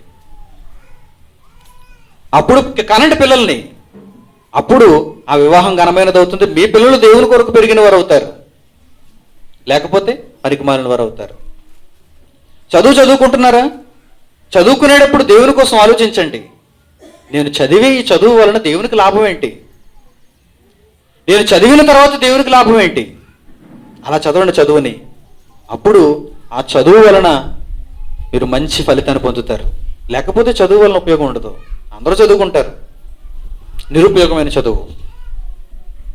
ఉద్యోగం సంపాదించాలనే వేటలో ఉన్నారా, అప్పుడు కూడా మీరు దేవుని కోసం ఆలోచించండి. నేను చేసే ఈ ఉద్యోగం వలన దేవునికి లాభం ఏంటి, దేవునికి జరిగే మేలేంటి, అప్పుడు ఉద్యోగాన్ని వెతకండి. మంచి ఉద్యోగం దేవుడు మీకు ఇస్తాడు. ఆ ఉద్యోగం వలన దేవునికి మీరు ఉపయోగపడాలి. ఏం చేసినా అంటున్నాను కదా, ఏం చేసినా సరే మీరు నడుస్తున్నారా, ఈ నడక వలన దేవునికి ఉపయోగం ఏంటి? బస్కీలు చేస్తున్నారా, ఈ బస్కీల వలన దేవునికి ఉపయోగం ఏంటి? ఆరోగ్యాన్ని కాపాడుకుంటున్నారా, ఈ ఆరోగ్యం వలన దేవునికి ఉపయోగం ఏంటి? అందాన్ని కాపాడుకుంటున్నారా, ఈ అందం వలన దేవునికి ఉపయోగం ఏంటి? దేవునికి ఉపయోగం లేదనుకోండి, అది చేయకండి. దేవునికి ఉపయోగం ఉందనుకోండి, దేవుడు అందులో ఇన్వాల్వ్ అయ్యాడు అనుకోండి, దాని వలన దేవునికి లాభం జరుగుతుంది అనుకోండి, అప్పుడు చేయండి. మీరు చేసే ప్రతి పనిని అప్పుడు దేవుడు మెచ్చుకుంటాడు, అప్పుడు దేవుడు దానిని ముందుకు జరిగిస్తాడు. యాకోబు అలాగే చేశాడు. నేను నా పిల్లలందరితో, నా భార్య పిల్లలందరితో నేను నా దేశానికి వెళ్ళాలి, ప్రపంచమంతటికి ఇశ్రాయేలును పరిచయం చేయాలి, ఇశ్రాయేలుల ద్వారా దేవుడు లోకానికి తెలియాలి. అలా జరగాలి అంటే నా దగ్గర ఈ మందంతా ఉండాలి, నా దగ్గర నేను తినటానికి ఆహారం ఉండాలి, నా పిల్లలను, నా మనుమలను వీరందరినీ పెంచడానికి నా దగ్గర ఆహారం ఉండాలి, వారెవరి దగ్గర భిక్షం ఎత్తకూడదు. కనుక నేను సంపాదించిన దానిని తెలివిగా, యోచనతో, దేవుని జ్ఞానాన్ని కలిగిన వాడుగా నేను నా దగ్గర ఉన్నటువంటి మందంతటిని పెంచుకోవాలనుకున్నాడు. జన్యు శాస్త్రాన్ని అక్కడ ఉపయోగించాడు. చిన్ని కర్రలనే అక్కడ నిలబెట్టాడు, చిన్ని చువ్వలనే అక్కడ నిలబెట్టాడు. ఆ చువ్వలను చూసినటువంటి బలమైనటువంటి పొట్టేళ్ళు, బలమైనటువంటి మేకలు, ఇవన్నీ బలమైనటువంటి పిల్లలనే, పొడలు, మచ్చలు, నల్లని రంగు కలిగినటువంటి పిల్లలనే ఈనడం మొదలుపెట్టాయి. యాకోబు యొక్క మందను బాగా పెంచేశాయి, బలమైనటువంటి మందగా వాటిని పెంచేశాయి. చూడండి ప్రియులారా, మీరు జరిగించే కార్యక్రమాలలో దేవుడు ఉంటే అది నిజంగా దేవునికి చాలా నచ్చుతుంది, దానిని నిజంగా దేవుడు ఆశీర్వదిస్తాడు. మీరు ప్రత్యేకంగా మరల దానికోసం ప్రార్థన చేయక్కర్లేదు, పాస్టర్ గారి దగ్గరకు వచ్చి ప్రార్థన చేయమని అడగక్కరనూ లేదు. నేను వ్యాపారం మొదలు పెడుతున్నానండి ప్రార్థన చేయండి అడగక్కర్లేదు. మీరు ఆ వ్యాపారంలో దేవుడు ఉంటే మీరు దేవుడిని అడగక్కర్లేదు, దేవుడే ఇచ్చేస్తాడు. కొత్తగా బండి కొనుక్కున్నానండి ఆశీర్వదించండి, ఏ యాక్సిడెంట్ జరగకుండా అన్నారనుకోండి, నేను చేసే ప్రార్థన కూడా అదే. తండ్రి, ఈ బండి నీకు ఉపయోగకరమైనది అయితే, ఈ బండి నువ్వు ఉపయోగపడితే ఏ యాక్సిడెంట్ జరగకుండా చూడు. నీ ప్రయాణంలో ఉంటే, నీ మార్గంలో ఉంటే, నీ కొరకు ప్రయాణించేదైతే చల్లగా కాపాడు. ఆటో తీసుకొస్తారు, రిబ్బన్ కట్ చేయమంటారు, దానికంటే మీరు ఏం ఆలోచించాలో తెలుసా? ఈ ఆటో దేవుని కోసం ఉపయోగపడుతుందా? అలాంటప్పుడు మీరు నా దగ్గరకు తీసుకొచ్చినా తీసుకురాకపోయినా పర్వాలేదు, ప్రార్థన చేయించుకున్నా చేయించుకోకపోయినా పర్వాలేదు. దీని వలన దేవునికి ఉపయోగం ఏంటి? మీరు చేసే ప్రతి కార్యక్రమంలో దేవుడు ఇన్వాల్వ్మెంట్ ఉందో లేదో మీరు జాగ్రత్తగా గమనించండి. లేని పక్షంలో మీరు దానిని చేయకూడదు. దేవుణ్ణి ఇన్వాల్వ్ చేసినప్పుడు, మీరు చేసే ప్రతి కార్యక్రమంలో దేవుణ్ణి మీరు ఉంచినప్పుడు అదేమవుతుందో తెలుసా? జ్ఞానం అవుతుంది. అది సమస్తానికి మించిన జ్ఞానం అవుతుంది. అప్పటి వరకు ఎవరు చెప్పని, ఎవరు నేర్పించిన జ్ఞానం అవుతుంది. యాకోబు జరిగించాడు, యాకోబు దేవుని కోసం దానిని జరిగించాడు, కానీ అది ఏమైపోయింది చూడండి, జన్యు శాస్త్రం అయిపోయింది. అది యాకోబు ఏదో శాస్త్రం పుట్టించడానికో, శాస్త్రం వ్రాయడానికో, నోబెల్ బహుమతి పొందడానికో దీని అంతటిని చేయలేదు, ఈ ప్రయోగాన్ని చేయలేదు. మరి దేనికోసం చేశాడు? దేవుని కోసం చేశాడు. దేవుని పిల్లలైన ఇశ్రాయేలుల కోసం చేశాడు. భవిష్యత్తు తరాలకు ఒక మంచి పాఠాన్ని ఉంచాలని చేశాడు. అంతే తప్ప తానేదో బహుమతిని పొందాలని, తానేదో శాస్త్రవేత్తను అవ్వాలని, తానేదో గొప్పవాడును కావాలని ఆ ప్రయోగం చేయలేదు. దేవుని కొరకు జరిగించిన ప్రతి కార్యక్రమం, బైబిల్లో రాయబడినటువంటి కార్యక్రమాలు, వాటిని దేవుడు జ్ఞానముగా నేర్పిస్తున్నాడు. చూడండి, అదే జ్ఞానం అంటున్నాడు దేవుడు, దానినే జ్ఞానం అంటున్నాడు దేవుడు. బైబిల్లో జ్ఞానం ఎక్కడుంది అనుకోగానే వెంటనే మీరు ఈ జ్ఞానాన్ని చూడాలి. మరో మంచి మాట మీకు చూపిస్తాను. కొరింథీయులకు రాసిన మొదటి పత్రిక సందర్భంలో ఈ మాటలను మనం జ్ఞాపకం చేసుకోవాలి. 2వ అధ్యాయం 6వ వచనం నుంచి అపోస్తలుడైన పౌలు కొరింథీయులకు రాసిన మొదటి పత్రిక 2వ అధ్యాయం 6వ వచనం నుంచి, పరిపూర్ణులైన వారి మధ్య జ్ఞానమును బోధించుచున్నాము. బైబిల్ పట్టుకున్నవాడు, బైబిల్లో ఉన్న జ్ఞానం అర్థమైన వాడు జ్ఞానాన్ని ఇలాగే బోధిస్తాడు. ఇప్పుడు పరిపూర్ణులైన వారందరినీ కూర్చోబెట్టాం అనుకోండి, జెనెటిక్ ఇంజనీరింగ్లో పెద్ద పెద్ద వారందరినీ కూర్చోబెట్టాం అనుకోండి, అందులో నోబెల్ బహుమతి తీసుకున్న వారు మొదలుకొని చిన్న చిన్న శాస్త్రవేత్తల వరకు అందరినీ కూర్చోబెట్టి ఈ మాట మాట్లాడామనుకోండి, ఈ పాఠాన్ని చెప్పామనుకోండి, అప్పుడు ఏమవుతుందో తెలుసా? అది పరిపూర్ణులైన వారి మధ్య జ్ఞానమును బోధించుట. ఏమంటున్నాడు చూడండి ఇక్కడ పౌలు, పరిపూర్ణులైన వారి మధ్య జ్ఞానమును బోధించుచున్నాము. అది ఈ లోక జ్ఞానము కాదు. ఈ లోకంలో నలుగురు తిండి తింటారని, ఈ లోకంలో నలుగురు మేకలను ఎలా పెంచాలో నేర్చుకుంటారని మేక శాస్త్రం గురించి యాకోబు అక్కడ ఆ విషయాన్ని జరిగించలేదు. అది ఈ లోక జ్ఞానము కాదు, నిరర్ధకులైపోవచ్చున్న ఈ లోకాధికారుల జ్ఞానమును కాదు. ఏవేవో క్రొత్త క్రొత్త వంగడాలను సృష్టించడానికి, పేరు ప్రఖ్యాతులు సంపాదించడానికి, ఉన్న దేశవాళీ వాటన్నిటిని తుడిచిపెట్టడానికి దేవుడు లోక జ్ఞానాన్ని నేర్పించటం లేదు. అది ఈ లోకాధికారుల జ్ఞానము కాదు, నిరర్ధకులైపోవచ్చున్న లోకాధికారుల జ్ఞానము కాదు, కానీ దేవుని జ్ఞానము మర్మమైనట్టుగా బోధించుచున్నాము. ఆదికాండం 30వ అధ్యాయంలో చదివితే చాలా సాదాగా కనిపిస్తుంది. అది చువ్వలు, మేకలు, మచ్చలు, నల్లనివి, పొడలు, బలమైన మంద. దీనిని సామాన్యంగా చదువుకుంటూ వెళ్ళిపోతే చాలా సాదాగా కనిపిస్తుంది. కానీ జన్యుశాస్త్రంతో పోల్చి దానిని చదివితే జన్యుశాస్త్రం కంటే బైబిల్ ఎంత గొప్పదో అర్థమవుతుంది.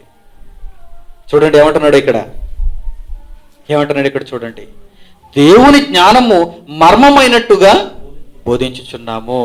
ఇదా దేవుని జ్ఞానం అంటే? దేవుని జ్ఞానం ఎంత గొప్పగా ఉంటుందా? శాస్త్రాన్ని మించినట్టుగా ఉంటుందా? ఇంకా క్రిందకి, ఈ జ్ఞానం మరుగై ఉండెను. ఆదికాండం 30వ అధ్యాయంలో ఉంటుంది, కానీ అందరికీ ఇది అర్థం కాదు. చదివిన వారందరికీ ఇది అర్థం కాదు. ఈ జ్ఞానం మరుగై ఉండెను, జగదుత్పత్తికి ముందుగానే దీనిని దేవుడు మన మహిమ నిమిత్తము నియమించెను. అప్పుడు దేవుడు ఎందుకు రాయించాడంటే, ఈనాడు నీవు పాఠం చెప్పాలనే, జన్యు శాస్త్రాన్ని తలదన్నాలనే, మనిషి యోచనకు మించిన దేవుని జ్ఞానాన్ని నీవు ప్రకటించాలనే దేవుడు ఆనాడు రాయించాడు. జగదుత్పత్తికి ముందుగానే దీనిని దేవుడు మన మహిమ నిమిత్తము నియమించాడు. అది లోకాధికారులలో ఎవరికి తెలియదు. ఒకవేళ లోకాధికారులకి ఇది అర్థమైపోయింది అనుకోండి, బఠానీ మొక్క దగ్గరికి వెళ్లకుండా గ్రెగర్ మెండల్ ముందు ఆదికాండం 30వ అధ్యాయం దగ్గరికి వచ్చేయాలి. పెరట్లో బఠానీ మొక్క దగ్గరికి వెళ్ళాడు వాడు. 1822 నుంచి 1884 వరకు జీవించాడు. చూసారా? వాడు క్రైస్తవ మత ప్రచారకుడే అయినా కానీ బైబిల్లో ఉన్న 30వ అధ్యాయం వాడికి తెలియలేదు. చూడండి, ఆదికాండం 30వ అధ్యాయాన్ని వాడు చెప్పలేకపోయాడు. చూడండి, సమాజానికి. వాడిని గూర్చి ఈరోజు మీరు పుస్తకాలలో, చరిత్రలో చూస్తే, చదివితే బఠానీ మొక్కే కనిపిస్తుంది తప్ప బైబిల్ కనిపించడం లేదు. వాడి హిస్టరీ చూశారనుకోండి, క్రైస్తవ మత ప్రచారకుడు అని ఉంది. వాడు ఏం చేసేవాడు? శాస్త్రవేత్త, లేకపోతే ఏదైనా పని చేసుకునేవాడు, ఒక ఇంజనీరా, ఒక డాక్టరా? కాదు, క్రైస్తవ మత ప్రచారకుడు గ్రెగర్ మెండల్ అంటే. మరి దేనిని పరిచయం చేశాడు? తాను ఒకనాడు కూర్చుండి ఆదికాండం 30వ అధ్యాయం చదువుచుండగా యాకోబు ఈ విషయాన్ని జరిగించాడు కనుక అతడు జన్యుశాస్త్రాన్ని గురించి ఈ విధంగా మాట్లాడాడని మాత్రం రాయబడలేదు. పెరట్లో ఖాళీగా ఉన్నాడట, బఠానీ మొక్కల మీద ప్రయోగం చేశాడు. చాలా సింపుల్ ప్రయోగం. దానిని బట్టి సమాజానికి చెప్పాడు, కానీ బైబిల్ని మాత్రం లోకానికి చెప్పలేకపోయాడు. అందుకే ఏమన్నాడు ఇక్కడ? అది లోకాధికారులలో ఎవరికి తెలియదు, అది వారికి తెలిసి ఉండిన ఎడల మహిమా స్వరూపయగు ప్రభువును సిలువ వేయకపోయిందరు. ఈరోజు కూడా చాలా మంది క్రైస్తవ్యాన్ని అడ్డుకోవాలని, క్రైస్తవ్యం ఒక మతమని, క్రైస్తవ్యాన్ని స్వీకరించిన వారందరూ ఇండియాలో ఉండకూడదని, మా మధ్య ఉండకూడదని చాలా మంది తప్పుడుగా అభిప్రాయపడుతున్నారు. క్రైస్తవ్యం అంటే ఏంటో తెలుసా? గ్రెగర్ మెండల్కే తెలియలేదు, వీరికే అర్థం అవుతుంది. క్రైస్తవ మత ప్రచారకులకే క్రైస్తవ్యం అంటే ఏంటో అర్థం కాలేదు, క్రీస్తు అంటే ఏంటో అర్థం కాలేదు. ఎవరు క్రీస్తు అంటే? లోకాధికారులకు మించిన జ్ఞానాన్ని చెప్పగలిగిన వాడే క్రీస్తు అంటే. ఆ రోజు యాకోబు జరిగించిన జెనెటిక్ ఇంజనీరింగ్లు ఎవరున్నారో తెలుసా? క్రీస్తున్నాడు. క్రీస్తు జ్ఞానాన్ని బట్టి యాకోబు తన మందను బలమైన మందగా, విస్తారమైన మందగా తయారు చేసుకోగలిగాడు. క్రీస్తులో ఉన్న జ్ఞానం అది క్రీస్తులో ఉన్న జ్ఞానం. అది లోకాధికారుల్లో ఎవరికి తెలియదు. ఒకవేళ అది వారికి తెలిసి ఉంటే మహిమా స్వరూపియగు క్రీస్తును సిలువ వేయరు. ఈరోజు మహిమా స్వరూపియగు క్రీస్తును అడ్డుకుంటున్నారు అంటే క్రీస్తులో ఉన్న జ్ఞానం వారికి అర్థం కాలేదు. ఏ జెనెటిక్ ఇంజనీరింగ్ ఎందుకు అడ్డుకోలేదు వీరు? వంగడాలను ఎందుకు అడ్డుకోలేదు వీరు? బెంగళూరు వంకాయలను, బెంగళూరు మిర్చిని ఎందుకు అడ్డుకోలేదు వీరు? అవెందుకు నీకు? నీ కడుపును పాడు చేసేవి, నీ జీవితాన్ని చెల్లా చెదురు చేసేవి. 70 ఏళ్ళు సుఖంగా బ్రతకవలసిన నీవు 40 ఏళ్ళకి షుగర్ వ్యాధి, బీపీలతో ఆసుపత్రి చుట్టూ తిరుగుతున్నావు అంటే దానికి కారణం ఏంటో తెలుసా? మనిషి సృష్టించిన సంకరీకరణం. అది సరైన సంకరీకరణం కాదు. సరైన సంకరీకరణాన్ని గురించి బైబిల్ చెప్పింది. బైబిల్ని ఈరోజు నీవు నిషేధిస్తున్నావు, బైబిల్ని ఈరోజు నీవు తప్పుపడుతున్నావు, క్రీస్తుని సిలువ వేయాలని చూస్తున్నావు. ఆనాడు వారికి తెలియలేదు కనుకనే మహిమా స్వరూపి క్రీస్తును సిలువ వేశారు అంటున్నాడు. చూడండి, భక్తుడు ఎంత చక్కగా మాట్లాడాడో. క్రింది మాట చూడండి ఏమంటున్నాడు, అది లోకాధికారులలో ఎవరికి తెలియదు, అది వారికి తెలిసి ఉండని ఎడల మహిమాస్వరూపి ప్రభువును సిలువ వేయకపోయిందరు. ఇందును గూర్చి దేవుడు తన్ను ప్రేమించు వారి కొరకు ఏవి సిద్ధపరిచినో అవి కంటికి కనపడలేదు, చెవికి వినపడలేదు, మనుష్య హృదయములకు గోచరము కాలేదు అని వ్రాయబడి ఉన్నది. ఇవన్నీ దేవుడు మన కొరకు ముందుగా దాచి ఉంచాడు, సిద్ధపరిచి ఉంచాడు. తాను ఎవరినైతే ప్రేమించాడో వారికి ఇవ్వాలనుకుని ఒక బంగారాన్ని సిద్ధపరచలేదు, డబ్బు కట్టాలను సిద్ధపరచలేదు ఆయన. అందుకే ఏమంటున్నాడంటే, తన్ను ప్రేమించుగారు వారి కొరకు ఏవి సిద్ధపరచునో అవి కంటికి కనిపించవు, చెవికి వినపించవు, మనిషి హృదయమునకు గోచరము కాలేదు అంటున్నాడు. మరొక మంచి మాట, ఎఫెసీయులకు రాసిన పత్రిక 3వ అధ్యాయం. అపోస్తలుడైన పౌలు ఎఫెసీయులకు రాసిన పత్రిక 3వ అధ్యాయము 14వ వచనం జాగ్రత్తగా చూడండి. ఎఫెసీయులకు రాసిన పత్రిక 3వ అధ్యాయం 14వ వచనం నుంచి, ఈ హేతువు చేత పరలోకమందును భూమి మీదను ఉన్న ప్రతి కుటుంబము ఏ తండ్రిని బట్టి కుటుంబం అని పిలువబడుచున్నదో ఆ తండ్రి ఎదుట నేను మోకాళ్ళుని, మీరు అంతరంగ పురుషుని యందు శక్తి కలిగి ఆయన ఆత్మ వలన బలపరచబడినట్లుగాను, క్రీస్తు మీ హృదయములలో విశ్వాసము ద్వారా నివసించినట్లుగాను తన మహిమైశ్వర్యము చొప్పున మీకు దయచేయవలెననియు, మీరు దేవుని సంపూర్ణత యందు పూర్ణులగునట్లుగా ప్రేమ యందు వేరుపారి స్థిరపడి సమస్త పరిశుద్ధులతో కూడా దాని వెడల్పు, పొడుగు, లోతు, ఎత్తు ఎంతో గ్రహించుటకు జ్ఞానమునకు మించిన క్రీస్తు ప్రేమను తెలుసుకొనుటకు తగిన శక్తి గలవారు కావాలనని ప్రార్థించుచున్నారు అంటున్నాడు. చూడండి ఎంత పెద్ద సెంటెన్స్ చూసారా. పరలోకమందున దేవుని బట్టి మనం అందరం ఒక కుటుంబంగా ఎందుకు ఏర్పడ్డాము అంటే, మనలో నివసిస్తున్న క్రీస్తు ఒక మహాశక్తి. లోకమందున్న లోక జ్ఞానానికి మించిన ఈ క్రీస్తు ప్రేమ చాలా గొప్పది అంటున్నాడు. లోకంలో ఉన్నది జన్యుశాస్త్రం, దానిని నేర్పించడానికి మీరు తొందరపడకండి, దానిని నేర్పించాలని మీ పిల్లలకు దానిని అలవాటు చేయకండి. దానిలో ఏమీ లేదని దేవుడు ఇక్కడే మనకు నేర్పిస్తున్నాడు. దానిలో ఏమీ లేదు, దానికి ఇంజనీరింగ్ పట్ట, దానికోసం ఒక 4 ఏళ్ళు చదువు, దానిలో ఏమీ లేదు. జ్ఞానమునకు మించిన క్రీస్తు ప్రేమ మీరు తెలుసుకొనుటకు తగిన శక్తి గలవారు కావాలని ప్రార్థించుచున్నాను అంటున్నాడు. చూడండి, జ్ఞానమునకు మించినదా ఇది బైబిల్? శాస్త్రానికి మించినదా బైబిల్? ఈరోజు లోకంలో గొప్పది అని పిలువబడుతున్న ప్రతి దానిని మించినదా బైబిల్ అంటే అవును అని చెప్పాలి. మనం విన్న పాఠాన్ని బట్టి అవును అని చెప్పక తప్పదు. లోకంలో ఉన్న ప్రతి దానిని మించిన దానినే దేవుడు మనకు అనుగ్రహించాలనుకుంటున్నాడు. ఎందుకంటే దేవుణ్ణి మనం ప్రేమించాం కనుక. దేవుడు తన్ను ప్రేమించి వారి కొరకు ఏమి ఇవ్వాలనుకుంటున్నాడంటే, లోకంలో ఉన్న ప్రతి దానికి మించిన దానినే మీకు ఇవ్వాలి అనుకుంటున్నాడు. మీరు దేవుని కొరకు ఆలోచించినప్పుడు, మీరు దేవుని ప్రేమించినప్పుడు, ప్రతి కార్యక్రమంలో దేవునికి ఏం జరుగుతుంది, దేవునికి జరిగే మేలేంటి అని మీరు ఆలోచించి ఆ కార్యక్రమాలు జరిగిస్తున్నప్పుడు మాత్రమే సమస్తానికి మించిన దానిని దేవుడు మీకు అనుగ్రహిస్తాడు. మరో మంచి మాట, ఫిలిప్పీయులకు రాసిన పత్రిక 4వ అధ్యాయం. ఫిలిప్పీయులకు రాసిన పత్రిక 4వ అధ్యాయం 6వ వచనం చూడండి. అపోస్తలుడైన పౌలు ఫిలిప్పీయులకు రాసిన పత్రిక 4వ అధ్యాయము 6వ వచనం, దేనిని గూర్చి చింతపడకుడి, కానీ ప్రతి విషయములోనూ ప్రార్థన విజ్ఞాపముల చేత కృతజ్ఞతాపూర్వకముగా మీ విన్నపములు దేవునికి తెలియచేయుడి. దేనిని గురించి చింత అక్కరలేదు. ఒకవైపు శాస్త్రం అంతకంతకు అభివృద్ధి చెందుతుంది. తండ్రి, నీ జ్ఞానాన్ని కలిగిన నేను దిగజారిపోతున్నానా, నేనేమీ తెలియని వాడుగానే బ్రతుకుతున్నానా అని చింతపడకండి. బైబిల్లో మీ కొరకు దేవుడు విశేషమైన జ్ఞానాన్ని ఉంచాడు. లోకంలో ఉన్న జ్ఞానానికి మించిన దానిని దేవుడు రాయించాడు. దానిని చెబుతున్నాడు ఇక్కడ, దేనిని గురించి చింతపడకండి, ప్రతి విషయంలో ప్రార్థన చేయండి, విజ్ఞాపన చేయండి, కృతజ్ఞతాపూర్వకంగా మీ విన్నపములు దేవునికి తెలియచేయండి. దేవునికి లోబడి దేవునికి మీ విన్నపం తెలియచేయండి. ప్రతి దానికి సంబంధించిన వివరాన్ని, జ్ఞానాన్ని, సమస్తానికి మించినటువంటి క్రీస్తు ప్రేమను మీకు ఆయన అనుగ్రహిస్తాడు. తర్వాత మాట, అప్పుడు సమస్త జ్ఞానమునకు మించిన దేవుని సమాధానం అంటున్నాడు. చూడండి, సివిల్ ఇంజనీరింగ్ ఉంటే దానికి మించిన దేవుని సమాధానం ఉంది బైబిల్లో. మెకానికల్ ఇంజనీరింగ్ ఉంటే దానికి మించిన దేవుని సమాధానం ఉంది బైబిల్లో. మెడిసిన్ ఉంటే మెడిసిన్కి మించిన దేవుని సమాధానం ఉంది బైబిల్లో. అలాగని ఆధారం లేని మాటలు కాదు. ఏదో ప్రార్థన చేస్తే లోపల ఉన్న జబ్బు తగ్గిపోతే పైన జబ్బు తగ్గదు, ఇలాంటివి కాదు చెప్పేది. శాస్త్రం, నిరూపణ. ఒక యాకోబు ఎలా నిరూపణతో ఇక్కడ చూపిస్తున్నాడు, జరిగించాడు, చరిత్రను మనకు నేర్పిస్తున్నాడు. అలాంటి నిరూపణతో కూడిన చక్కని జ్ఞానాన్ని నేర్పిస్తున్నాడు చూడండి. అలాంటప్పుడు మీరు దేవుని అడిగినప్పుడు, దేనిని గూర్చి మీరు చింత కలిగి లేనప్పుడు, అప్పుడు సమస్త జ్ఞానమునకు మించిన దేవుని సమాధానము యేసుక్రీస్తు వలన మీ హృదయములకు మీ తలంపులకు కావలి ఉండును అన్నాడు.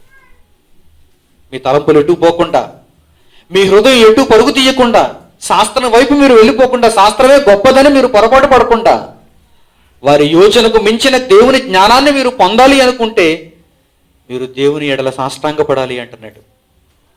మీరు దేవుని జ్ఞానమును నేర్చుకోవాలంటున్నాడు. బైబిల్ వర్సెస్ సైన్స్లో బైబిల్ చాలా గొప్పది అంటున్నాడు. సైన్స్ బైబిల్ ముందు ఎందుకు పని చేయదంటున్నాడు దేవుడు. యాకోబు ఆనాడు సరైన సంక్రీకరణను జరిగించాడు, చరిత్రలో ఒక మంచి పాఠాన్ని నేర్పించాడు. కానీ జ్ఞానమునకు మించిన క్రీస్తు ప్రేమ మీకు అర్థమైతే దానికి మించిన సంక్రీకరణ మీకు అర్థమవుతుంది. యాకోబు కేవలం పైకి కనిపించే మందను పెంచుకున్నాడు, బలమైన మందను తయారు చేసుకున్నాడు. ఇప్పుడు దీనిని అర్థం చేసుకున్న మీరు ఎలాంటి సంకరీకరణలో ఉండాలో, ఎలాంటి సంకరీకరణం దేవునికి న్యాయాన్ని జరిగిస్తుందో మీరు నేర్చుకోవాలి. సమస్త జ్ఞానమునకు మించిన క్రీస్తు ప్రేమ, సమస్తమునకు మించిన దేవుని సమాధానం. ఇప్పుడు లోకం వచ్చి మనతో కూడా చెబుతుంది ఏమని? మీరు యాకోబు చెప్పిందానని నమ్ముతున్నారు, మేము గ్రెగర్ మెండల్ చెప్పిందని నమ్ముతున్నాం, ఇద్దరం ఒకటే కదా నమ్ముతున్నాం, మీకు మాకు పెద్ద తేడా లేదంటుంది. ఉంది తేడా ఉంది. మీరు లోకం కొరకు ఆలోచిస్తున్నారు, మేము దేవుని కొరకు ఆలోచిస్తున్నాం. మేము దేవుని కొరకు ఇంకా ఉన్నతంగా ఆలోచిస్తున్నాం. ఎంత ఉన్నతముగా ఆలోచిస్తున్నామంటే అది ఆదికాండం 30వ అధ్యాయం, ఇప్పుడు రోమపత్రికలో ఉన్నాం మేము. ఎంత ఉన్నతంగా ఆలోచిస్తున్నామంటే చూడండి, ఇప్పుడు రోమీలకు రాసిన పత్రిక, అపోస్తలుడైన పౌలు రోమీలకు రాసిన పత్రిక 11వ అధ్యాయము 13వ వచనం. ఇప్పుడు బ్రహ్మాండమైనటువంటి ఒక మంచి సంకరీకరణను మీరు చూస్తారు. ఇది లోకంలో పువ్వులకో, కాయలకో, జంతువులకో, పురుగులకో, చేపలకో, పక్షులకో చేసే సంకరీకరణం కాదు ఇది. చూడండి, అపోస్తలుడైన పౌలు రోమీలకు రాసిన పత్రిక 11వ అధ్యాయము 13వ వచనం నుంచి, అన్యజనులకు మీతో నేను మాట్లాడుచున్నాను. దేవుడు ఎవరికి దేవుడు? ఒకనాడు ఇశ్రాయేలీయులకు దేవుడు. ధర్మశాస్త్రం ఎవరిది? ఒకనాడు ఇశ్రాయేలీయులది. అవును, ఇప్పుడు చెబుతున్నటువంటి మీరందరూ ఇది విదేశీ మతం అనుకుంటున్నారు, క్రీస్తు మనవాడు కాదనుకుంటున్నారు, దేవుడు మనకు సంబంధించిన వాడు కాదు అనుకుంటున్నారు కదా. అయితే మీరందరూ జాగ్రత్తగా వినాలి, మీరందరూ జాగ్రత్తగా వినాలి. ఒకనాడు దేవుడు యూదులకే దేవుడు, ఒకనాడు దేవుడు ఇశ్రాయేలీయులకే దేవుడు. అవును, అన్య జనులకు మీతో ఏమని మాట్లాడుతున్నాడో దేవుడు జాగ్రత్తగా వినండి. నేను అన్ని జనులకు అపోస్తలుడనై ఉన్నాను గనుక ఏ విధమునైనను నా రక్త సంబంధులకు రోషం పుట్టించి వారిలో కొందరినైనను రక్షింపవలనని నా పరిచర్యను కనపరుచుచున్నాను అంటున్నాడు పౌలు. అంటే మొదటి శతాబ్దంలో అన్ని జనులైన వారికి కూడా దేవుని వాక్యం ప్రకటింపబడింది. మొదటి శతాబ్దంలో అన్ని జనులైన వారికి కూడా దేవుని వాక్యం ప్రకటింపబడింది. జాగ్రత్తగా మీరు దీనిని గమనించాలి. అన్ని జనులైన వారు దేవుణ్ణి కోరుకోవాలి తప్ప దేవుణ్ణి ద్వేషించకూడదు. దేవుడే అవకాశం ఇచ్చాడు అనిజనులకి. ఏమని? దేవుడే అనిజనులకు అవకాశం ఇచ్చాడు. మీకు నేను దేవుడిగా ఉండాలనుకుంటున్నాను. సమస్త జ్ఞానమునకు మించిన క్రీస్తు ప్రేమ లోకానికి అర్థమయ్యేలా చెప్పడానికి దేవుడు అన్యజనులను కూడా అంగీకరిస్తున్నాడు అని జాగ్రత్తగా మీరు ఇక్కడ అర్థం చేసుకోవాలి. లోకం ఎంత వెరిదంటేనండి, లోకం ఎంత పిచ్చిదంటే అమెరికా దేశం రావద్దంటున్నాడు. ఎవరు? అమెరికా అధ్యక్షుడు ట్రంప్. మా దేశం మీరు రాకండి, మీరు మీ టికెట్లు తీసుకుని ఇండియాకి వెళ్ళిపోండి అంటాడు. ముఖ్యంగా ఇండియాయే గురి అతనికి. ఎందుకంటే ఎక్కడ చూసినా ఇండియా వాళ్ళే కనిపిస్తున్నారు అక్కడ. ఇండియా వాళ్ళు ఒకరా, ఇద్దరా, ముగ్గురా, నలుగురా, ఐదుగురా? గుజరాతీ వాడు, తమిళోడు, హిందీ వాడు, పంజాబీ వాడు, ఇటువైపు తెలుగోడు, ఆ తెలుగులో మరలా తెలంగాణ వాడు, ఆంధ్ర వాడు, మరలా ఓ పక్కన ఒడియా వాడు, ఓ పక్కన మరాఠీ వాడు, మిగిలిన దేశాల్లో అనుకోండి ఒకడే కనిపిస్తాడు. చైనా నుంచి వచ్చారా చైనీ భాష, పాకిస్తాన్ నుంచి వచ్చారా ఉర్దూ భాష. మన దగ్గర నుంచి వచ్చారనుకోండి తండాలుగా వెళ్ళిపోతుంటారు, బ్యాగులు మూట ముళ్ళు అంతా సర్దుకుని. దొరుకుతున్నాయి కదా ఫ్లైట్స్ అన్ని, టికెట్లు దొరుకుతున్నాయి కదా. అంతకుముందు బరాక్ ఒబామా కానీ అంతకుముందు జార్జ్ డబ్ల్యూ బుష్ కానీ వీరందరూ ఉండేటప్పుడు ఇంత కఠినమైన నిబంధనలు లేవు. భారతీయులు చాలా ఇష్టవిలాసంగా వెళ్ళిపోయేవారు. ఎక్కడ పంపిస్తున్నారండి మీ అబ్బాయిని? ఎంఎస్ చదివించానండి అమెరికా, మా అబ్బాయి అన్ని ఎగరేస్తాడు ఇలాగా బాలకృష్ణలాగా. మీ అబ్బాయి ఎక్కడ చదువుతున్నాడండి? అమెరికా. మరి సంబంధం చూస్తున్నారా? అమెరికా సంబంధం చూస్తున్నారు. మరి ఎంత కావాలేంటి? మరి కావాలి ఒక 50 లేదా అరకోటి 50 లక్షలు, అరకోటి లేదంటే 1 కోటి, 2 కోట్లు, 3 కోట్లు అలా పైకి వెళ్ళిపోతుంది. అమ్మాయిని ఎక్కడ చదివిస్తున్నారంటే ఎంఎస్ చేస్తున్నానండి అమ్మాయిని. అయితే అమెరికా సంబంధం చూస్తారనమాట. అమెరికా వియ్యంకులు భారతదేశంలో ఉంటారు, పెళ్ళికొడుకు పెళ్ళికూతురు అమెరికాలో ఉంటారు. London, Canada, Australia. గత కాలంలో ఈ ట్రంప్ అధ్యక్షుడిగా లేని కాలంలో చాలా సులభంగా వెళ్ళిపోయేవారు. టికెట్ తీసుకోవడం, వెళ్ళిపోవడం, ఒక పరీక్ష రాసేయడం, జిఆర్ఈ స్కోర్ తెచ్చుకోవడం, వెళ్ళిపోవడం. అక్కడికి వెళ్ళి చేసేది కూలి పనో, నాలి పనో, బాత్రూమ్ కడిగే పనో, ఏదైనా పని పర్లేదు అంతే. అక్కడికి వెళ్ళిన తర్వాత ఏం పనులు ఉంటాయి అనుకుంటున్నారు? పెట్రోల్ బంకులో పెట్రోల్ కొట్టడం వీడికి పెద్ద పని. అక్కడ అమెరికాలో ఉన్నామని చెప్పుకోవడం మాత్రమే. అక్కడికి వెళ్ళి చేసే పని ఏంటని మాత్రం అడగండి సుమా. మీరు ఎక్కడ పని చేస్తున్నారని అడగాలి అంతే, ఏం పని చేస్తున్నారని అడగకూడదు. కాల్ సెంటర్లో కొంతమంది ఎక్కువగా వర్క్ చేస్తుంటారు. ట్రంప్ గారు అమెరికా అధ్యక్షుడు పదవికి ఎన్నికల్లో పోటీ చేస్తున్నప్పుడు తన ప్రచారంలో ఒక మాట చెప్పాడు. మన పత్రికల్లో కూడా ఎక్కువగా రాశారు దానిని. ఒకసారి కస్టమర్ కేర్ కాల్ చేశాడంట సరదాగా. కస్టమర్ కేర్ అంటే మీకు తెలుసు కదా, బిఎస్ఎన్ఎల్, వడాఫోన్, ఐడియా, ఎయిర్టెల్. మీకు తెలియదే ఉందిలేండి, ఫ్రీ కదా కస్టమర్ కేర్ కాల్ చేశాడంట. కాల్ చేయగానే ఇండియా వాడు కాల్ లిఫ్ట్ చేశాడు. కస్టమర్ కేర్ కాల్ ఇండియా వాడు ఫోన్ చేశాడు, ఇండియా లిఫ్ట్ చేశాడు. ఇండియా సంతతి చెందినవాడు, అమెరికాలో కస్టమర్ కేర్లో పనిచేస్తున్నవాడు. వెంటనే వాడు భాష అర్థమైపోతుంది కదండి. అయ్యాము, దిస్ ఈజ్ అంటాడు కదా, వెంటనే అర్థమైపోయింది. బట్లర్ ఇంగ్లీష్ అర్థమైపోయింది. వేర్ ఆర్ యూ ఫ్రమ్ అని అడిగాడు. వెంటనే అడిగితే నేను ఇండియా నుంచి వచ్చాను, ఇక్కడ జాబ్ చేస్తున్నాను.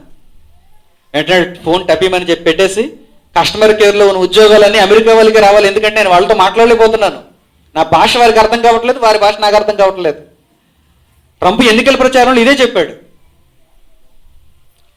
అమెరికాలో ఉన్నటువంటి ప్రతి ఉద్యోగం అమెరికన్స్కే రావాలి, ఇండియా నుంచి వచ్చిన వారికి మనం ఎందుకు ఉద్యోగం ఇవ్వాలి, ఇండియా వాళ్ళందరూ వెళ్ళిపోండి అన్నాడు. వెళ్ళలేదు, చాలామంది ఇంకా అక్కడే ఉన్నారు. ఎవరు వచ్చేస్తారో చెప్పండి? చావనైనా చేస్తారు కానీ ఇండియా వస్తారా? రారు. బాత్రూమ్ అయినా కడుగుతారు కానీ ఇండియా వస్తారా? రారు. పెట్రోల్ అయినా పోస్తారు కానీ ఇండియా వస్తారా? రారు. రోజుకు 3 గంటలు నిద్రపోతారు, 21 గంటలు పనిచేస్తారు, ఇండియా వస్తారా? రారు. ఎందుకు? యుఎస్ చెప్పుకోవాలి కదా మరి యుఎస్ అని. అందుకే అక్కడక్కడ ఈ మధ్య కాల్ చేస్తున్నారు. పూచిపట్ల శ్రీనివాస్ కాల్ చేశారు, మీరు విన్నారు కదా, టామ్ అయిపోయింది న్యూస్లో. ఆ తర్వాత గుజరాతీ వాడిని ఏమన్నా కాల్ చేశారు, చెయ్యికి తగిలింది తప్ప ప్రాణాలు పోలేదు. జాతీయ అహంకార దాడులు. ప్రియమైన భారతదేశపు నా తోటి సహోదరులారా, పౌరులారా, క్రీస్తును ద్వేషించటం కాదు, ముందు అమెరికా నుంచి లోపలికి వచ్చేయండి. అమెరికా దేశాన్ని విడిచిపెట్టి మన భారతదేశానికి వచ్చేయండి. వాడేమంటున్నాడు? నా దేశంలో మీరు ఉండొద్దు, పోండి అంటున్నాడు. సిగ్గు లేకుండా అక్కడే ఉంటున్నారు ఇంకా. అవునా కాదా? బైబిల్ మీకోసం ఒక మంచి మాట చెప్పింది. మరి నేడైనను రేపైనను ఒకానొక పట్టణమునకు వెళ్ళి లాభము సంపాదించుకుందాము రండని చెప్పుకొని వారులారా, రేపేమి జరుగునో మీకు తెలియదు. ఈరోజు కూచిపొట్ల శ్రీనివాస్, రేపొద్దు నారాబొట్ల నరేష్. రేపు ఏమి జరుగునో మీకు తెలియదు. యాకోబు పత్రిక 4వ అధ్యాయంలో రాయబడింది ఆ మాట. దేశాన్ని దాటేస్తారా? ఈ దేశంలో దేవుడు మిమ్మల్ని ఎందుకు పుట్టించాడంటే ఈ దేశంలో ఉన్న మీ తోడు సహోదరులకు మీరు సేవ చేయాలని రాయించాడు. ఒకవేళ దేశం దాటవలసిన పరిస్థితి ఏర్పడింది అంటే దేవుని కొరకు దాటు. దేవుని వాక్యాన్ని చెప్పడానికి వెళుతున్నావా? వెళ్ళు. దేవుని వాక్యాన్ని వినటానికి వెళుతున్నావా? వెళ్ళు. బాత్రూమ్ కడగడానికి వెళ్ళకు. వాడు ఇది వెళుతూ నువ్వు వెళ్ళి కడగడం ఏంటి? వాడు బండి నడుపుతుంటే నువ్వు పెట్రోల్ పోయడం ఏంటి? అమెరికాలో ఉద్యోగం చెప్పుకుంటున్నావు. 100 మంది వెళ్తే 10 మంది మాత్రమేనండి మంచి మంచి హోదాల్లో కూడా పనిచేస్తారు. మిగిలిన 90 మంది నీచమైన పనులే. రోడ్లు తోడవడాలు, క్లీనింగ్ పనులు చేయడాలు ఇలాంటి పనులకి వెళ్తారు అక్కడికి, నో డౌట్ అందులో. చూసారా అంత. ఎందుకంటే మన సౌదీ అరేబియా, కువైట్, లెబనాన్, మన చుట్టుపక్కల ప్రాంతాల్లో చాలా మంది లేడీస్ వెళ్ళిపోతుంటారు. దేనికి వెళ్తారు? ఐఏఎస్ ఆఫీసర్ కుర్చీకి కాదు, ఇంట్లో బట్టలు ఉతకడానికి, చిన్నపిల్లలు అక్కడక్కడే వెళ్ళేస్తుంటే దాని అంతటిని ఓడవటానికి, చీవిడి కారుస్తుంటే చీవిడి ఎత్తటానికి, వారందరికీ భోజనం వండటానికి, ఆ భోజనం వారికి నచ్చకపోతే మరలా ఇసిరేస్తే దాని అంతటిని ఎత్తటానికి, గిన్నెలు కడగటానికి, ఇస్త్రీ చేయటానికి, వీటికే వెళ్తారు. చూసారా? దేవుడు నిన్ను పుట్టించిన దేశం. ఎందుకు పుట్టించాడు? నువ్వు అక్కడ ఉండాలని దేవుడు కోరుకుంటే అక్కడే పుట్టించాడు కదా నిన్ను. మనం అక్కడికి దేవుని కొరకు వెళ్ళావా? మంచిది. దేవుని కార్యక్రమాలు నెరవేర్చడానికి వెళ్ళావా? అది మంచిది. ఎక్కడ దేవుని జ్ఞానం అర్థమైంది మీకు? లోకానికి దేవుని జ్ఞానం ఎక్కడ అర్థమైంది చెప్పండి. అందుకే దేవుడు సమస్తమునకు మించిన దేవుని సమాధానం కావాలి అంటే you need to come to the Bible అన్నాడు ఆయన. నువ్వు బైబిల్ దగ్గరికి రావాలి, నువ్వు చేతులు కట్టుకుని అడగాలి, నేను పలానా చోటుకి వెళ్ళమంటారా వద్దా? అప్పుడు నేను చెబుతాను. దేవుని కోసం వెళ్తున్నావా? వెళ్ళు. దేవుని కోసం కాదా? ఉండు. నన్ను పలానా కార్యక్రమం చేయమంటారా వద్దా? నన్ను అడగాలి. బైబిల్ దగ్గరికి వచ్చి అడగాలి. బైబిల్ తెలిసిన వాని దగ్గరికి వచ్చి అడగాలి. దేవుని కొరకు చేస్తున్నావా? చెయ్యి. దేవుని కొరకు కదా? ఆపేయి. ఒకవేళ దేవుని కొరకు కాదనుకోండి, మీరు నష్టపోతారు. అప్పటికప్పుడు కొద్దిగా లాభం మీకు కనిపిస్తుందేమో, కానీ మీరు నష్టపోతారు. చుచ్చుపుట్టి సరిగ్గా కూరలేదనుకోండి, పైన కొంచెం బాగా కూరతాడు. బయట కొనుక్కుంటుంటాం కదా, చుచ్చుపుట్లు అంటుంటారు. బాగానే వెలుగుతుంది కదా అని మీరు కొంచెం వెలగగానే అక్కడే ఉన్నారనుకో, డాముని వెళ్ళిపోతుంది సరిగ్గా కూరకపోతే. లోపలంతా డొల్ల కదా. బాగా కూరింది అయితేనే చివరి వరకు బాగా వెలుగుతుంది. లేదు ఫస్ట్ బాగానే వెలుగుతుంది కదా అని అక్కడే కూర్చున్నారు అనుకోండి, దూరం వెళ్ళిపోవాలి మీరు, దాని మీద నమ్మకం లేకపోతే. తర్వాత డాముని వెళ్ళిపోతుంది. జీవితం కూడా దేవుని దగ్గరకు రాకపోతే పేలిపోయే పరిస్థితి తప్పకుండా ఏర్పడుతుంది. దేవుణ్ణి మనం ద్వేషించడం కాదు, దేవుడు మనల్ని ద్వేషిస్తే మనం బాధపడాలి. దేవుణ్ణి నువ్వు ద్వేషిస్తున్నావా? దేవుడు నిన్ను ద్వేషిస్తే నువ్వు బాధపడాలి. దేవుడు ఏమంటున్నాడు? అన్యజనులారా రండి అంటున్నాడు. ఆయన చేర్చుకుంటున్నాడు, ఆయన రమ్మంటున్నాడు. నీకేంటి నొప్పి? ఒకవేళ నీకు ఇష్టం లేకపోతే దేవుని దగ్గరికి వెళ్ళకు, ఇష్టమైతే దేవుని దగ్గరికి వెళ్ళు. అంతేగాని దేవుణ్ణి నిందించడానికి నీకు హక్కు లేదు. అమెరికా అధ్యక్షుడు నేను వద్దంటున్నా వెళ్తున్నావే, ముందు అక్కడి నుంచి వచ్చి చూపించాలి పౌరుషం ఏంటో, ప్రతాపం ఏంటో. చూడండి రోమపత్రికలు ఏమంటున్నాడు. రోమీయులకు రాసిన పత్రిక 11వ అధ్యాయంలో దేవుడు రాయిస్తున్న కంప్లీట్ జెనెటిక్ ఇంజనీరింగ్ ఇక్కడ ఉంది చూడండి. పరిపూర్ణమైన జన్యుశాస్త్రం. అపోస్తలుడైన పౌలు రోమీయులకు రాసిన పత్రిక 11వ అధ్యాయం 17వ వచనం, 15వ వచనం.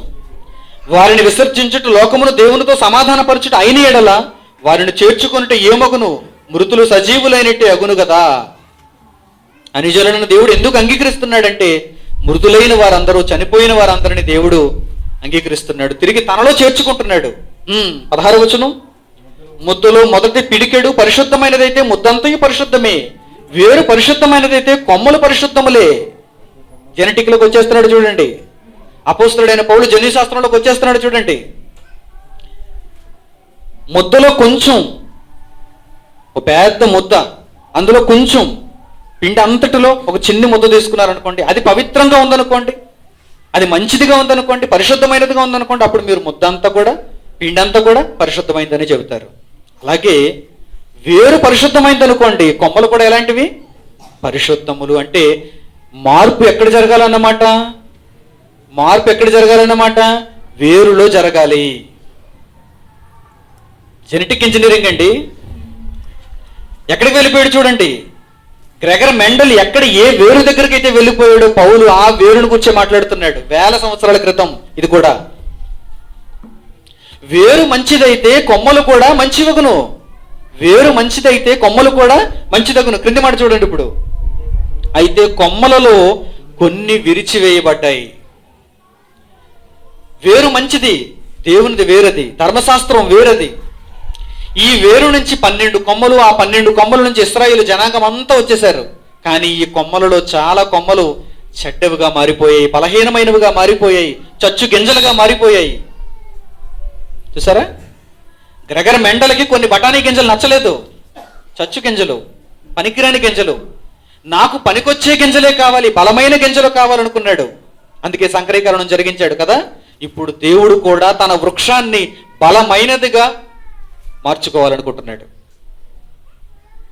వేరు పరిశుద్ధమైనది కనుక తన కొమ్మలన్నీ కూడా పరిశుద్ధమైనవిగా ఉండాలనుకుంటున్నాడు. ఇందులో స్త్రీ అని, పురుషుడని, అన్యజనుడని, యూదుడని, గ్రీసు దేశస్థుడని భేదం ఉండకూడదు అంటున్నాడు.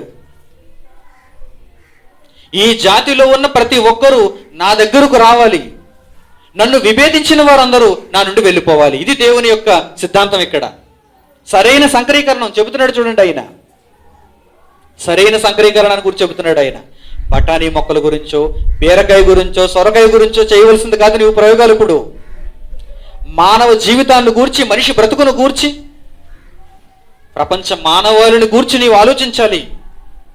వేరు పరిశుద్ధమైనదిగా ఉండాలి, ఆ కొమ్మలు కూడా పరిశుద్ధమైనవిగా ఉండాలి. ఒకవేళ కొమ్మ చెడినదైతే దేవుడు నరికేస్తున్నాడు ఆ కొమ్మని. చెట్టు అంతటిని నరకటం లేదు, చెట్టు అంతటిని కూల్చటం లేదు. ఆ కొమ్మ ఏదైతే అపవిత్రమైపోయిందో ఆ కొమ్మ నరికేస్తున్నాడు. ఆ కొమ్మ స్థానంలో ఎక్కడైనా ఒకవేళ అడవి కొమ్మలలో ఒక కొమ్మను తీసుకుని వచ్చి ఆ కొమ్మ దేవుని కొరకు బ్రతకాలి అనుకుంటే దానిని ఇక్కడ అంటుకడుతున్నాడు చూడండి. ఏంటండి జన్యుశాస్త్రం? వేరే కొమ్మను తీసుకుని వచ్చి ఈ కొమ్మకు అంటు కట్టడం వలన ఆ కొమ్మ ఈ చెట్టులో ఒక భాగం అయిపోతుందా అంటే అవుతుందంటున్నాడు చూడండి. వృక్షశాస్త్రానికి ఇంకా తెలియదు అప్పటికి, వృక్షశాస్త్రం ఇంకా అప్పటికి పుట్టలేదు. దేవుడు పరిశుద్ధాత్మ జ్ఞానము చేత మనకు అర్థం కావాలని దేవుడు రాయిస్తున్న సంగతిని జాగ్రత్తగా అక్కడ చూడండి. ఏమంటున్నాడు ఆయన? అయితే కొమ్మలలో కొన్ని విరిచివేయబడి అడవి ఒలీవ కొమ్మవై ఉన్న నీవు వాటి మధ్యన అంటుకట్టబడి ఒలీవ చెట్టు యొక్క సారవంతమైన వేరులో వాటితో కలిసి పాలు పొందిన ఎడల ఆ కొమ్మల పైన నీవు అతిశయింపకుము అంటున్నాడు. అన్యజనులైనా, యూదులైనా, ఇశ్రాయేలీలైనా దేవుని కుటుంబంలోనికి వచ్చిన తర్వాత అందరూ సమానమే, అందరూ ఐక్యమే, అందరూ ఒక్కటే అంటున్నాడు చూడండి. ఎలా ఐక్యపరచబడుతుంది? వారెక్కడో పుట్టిన యూదులు, వారెక్కడో పుట్టిన ఇశ్రాయేలీలు, వారి దేవుడు ప్రపంచంలో చరిత్రలో ఒకనాడు వారి దేవుడుగానే ఉన్నాడు. ఇప్పుడు ఆ దేవుడు నాకు దేవుడు అవుతాడా అంటే నీవు అంటు కట్టబడ్డావు, నీవు ఆ దేవుని వృక్షంలో ఒక కొమ్మ అయిపోయావు. బాప్తిస్వం ద్వారా నిన్ను అంటుకడుతున్నాడు ఆయన. బాప్తిస్వం ద్వారా నిన్ను ఒక మంచి కొమ్మగా ఆ చెట్టులో ఒక భాగంగా తయారు చేస్తున్నాడు ఆయన. ఇప్పుడు నువ్వు ఎలా ఉండాలి? ఈ చెట్టులో ఆ చెట్టుకు తగ్గట్టుగా నువ్వు మారిపోవాలి. ఆ చెట్టు లక్షణాలను నువ్వు కలిగి ఉండాలి. అంతేగాని ఒకప్పటి అడవి ఒలీవ చెట్టు లక్షణాలు నువ్వు తెచ్చుకోకూడదు. లోకంలో ఉన్నప్పుడు, లోకంలో బ్రతుకుతున్నప్పుడు నీ బ్రతుకు వేరు, నీ ఆలోచన విధానం వేరు, నీ మాటలు వేరు, నీ ప్రవర్తన వేరు.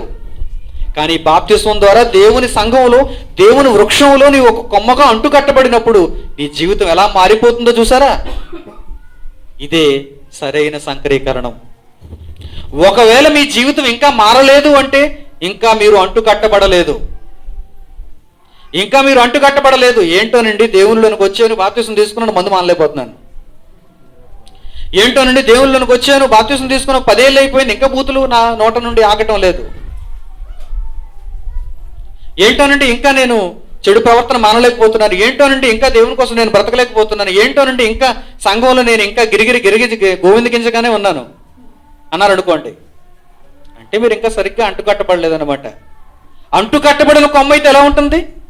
దేవుని వృక్షానికి తగ్గట్టుగా అందులో మిళితమైపోయి, అందులో ఒక కొమ్మ అయిపోయి వేరు నుంచి సారాన్ని పొందుతూ మంచి కొమ్మగా ఎదిగిపోతుంది. సరిగ్గా అంటుకట్టబడలేదనుకోండి, ఇది ఎక్కడి నుంచో వచ్చిన డూప్లికేట్ కొమ్మ అన్నమాట. ఇది ఎక్కడి నుంచో వచ్చిన వంకర తెంగర కొమ్మ అన్నమాట. అందుకే ఇది అంటుకట్టడానికి నేను ఎంత ప్రయత్నించినా ఆ కొమ్మ ఎండిపోతూనే ఉంది. ఇంకేం చేస్తాడు దేవుడు? చెట్టుకు అందం పోతుంది. ఈ మంచి చెట్టుకు అందం పోతుంది అనుకోండి, అప్పుడు ఏం చేయాలి? కొమ్మ టపీమని ఇరిచేసి పక్కన పడేయాలి. ఇంక నేను అంటుకట్టినా ప్రయోజనం లేదు. ఏంటండి ఇదంతా? జన్యుశాస్త్రాన్ని దేవుడు మానవ శాస్త్రానికి మిళితం చేసి చూపిస్తున్నాడు చూడండి. అసలు నువ్వు జన్యుశాస్త్రం నేర్చుకోవాలంటే ఇందుకొరకే నేర్చుకోవాలి. బఠానీ మొక్క గురించి చెప్పాడు, చచ్చిపోయాడు గ్రెగర్ మెండల్, క్రైస్తవ మత ప్రచారకుడు. పోనీ బఠానీ మొక్క గురించి చెప్పు, ఆ తర్వాత ఏం చెప్పాలి? యాకోబు గురించి చెప్పాలి. పోనీ యాకోబుని స్కిప్ చేసేసావు, మర్చిపోయావు. ఆ తర్వాత ఫైనల్గా దేనికి తీసుకురావాలి?